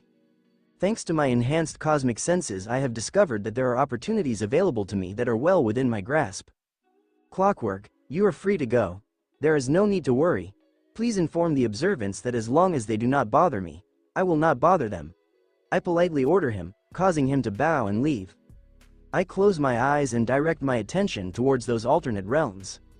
I am delighted to witness a young boy in the company of magical fairies who possess the power to grant wishes. Observing another world, I come across a highly intelligent child wearing a shirt adorned with an atom symbol, engrossed in playing with his robotic dog. I couldn't help but chuckle when I spotted a familiar yellow sponge cooking burgers beneath the sea. Struggling with intense discomfort as my heart seems on the verge of bursting, the strain of delving into alternate realms solely through my own abilities weighs heavily on me. I could explore these worlds to my heart's content with the help of my professional equipment. However, there's a unique sense of exhilaration that comes from witnessing them through my own innate abilities, a feeling that I haven't experienced in quite some time. As I recall the evil Dragon Ball, a sense of unease washes over me. It is securely contained within a unique cube that bridges the gap between the present and the end of the universe. In the event of any unforeseen circumstances, the evil Dragon Ball will be cast into the abyss of non-existence. This thing serves as evidence that there are other worlds and realities beyond the limits of this corner of creation. Patience is required. I have firmly established my authority within this universe. Acquiring ancient artifacts, although not as powerful as my preferred equipment, is still a pleasant addition to my collection. An advanced mirror that has been modified with the reality gauntlet to not only reflect the past but also provide glimpses into the future. I have crafted a remarkable chalice that possesses the extraordinary ability to transform ordinary water into a potent elixir with remarkable healing properties. This miraculous concoction has the power to restore health and vitality, even mending lost limbs. Furthermore, I have enhanced its capabilities to not only heal but also enhance one's physical well-being to the absolute pinnacle of their potential. I possess exclusive access to a personal pocket dimension where I keep artifacts of this nature. I couldn't help but let out a small chuckle. I could have anything I desire: wealth, recognition, companionship, but the one thing that truly matters to me is finding happiness. Lost in boundless authority, I come to realize the depths of my solitude. I begin to sing in a subdued tone. My heart has been emptied. To confront the world on my own, I have grown stronger. Alone I stand, forevermore, to face the world alone. I conclude my song, a small smile gracing my lips as I reminisce about my past relationship with Ember McLean. She was instrumental in sparking my interest in music. She ended our relationship because she couldn't handle the magnitude of my endeavors. However, releasing Pariah Dark from the coffin of forever sleep in my pursuit of the Crown of Fire was a decision that went too far. I still have strong emotions for her even after a significant amount of time has passed. It is still painful, nevertheless. After completing my healing process, I diligently activate all of my artifacts and armor, eager to explore the realms that lie beyond. However, I come to a halt as I continue to search, feeling increasingly discouraged until I finally give up. Feeling frustrated by yet another setback, I reluctantly accept the task of exploring different realms. They are not inherently negative in any significant manner, but my chances for professional development are greatly restricted in comparison. In addition to acquiring the ability to fulfill my own desires, which would undoubtedly amplify my influence to even greater levels, I observe a variety of domains until I come across something rather unusual. A universe, one that appeared to be camouflaged, was hidden from view. Within it, I observed a young boy with brown hair and green eyes, sporting a wristwatch adorned with a distinctive green hourglass design.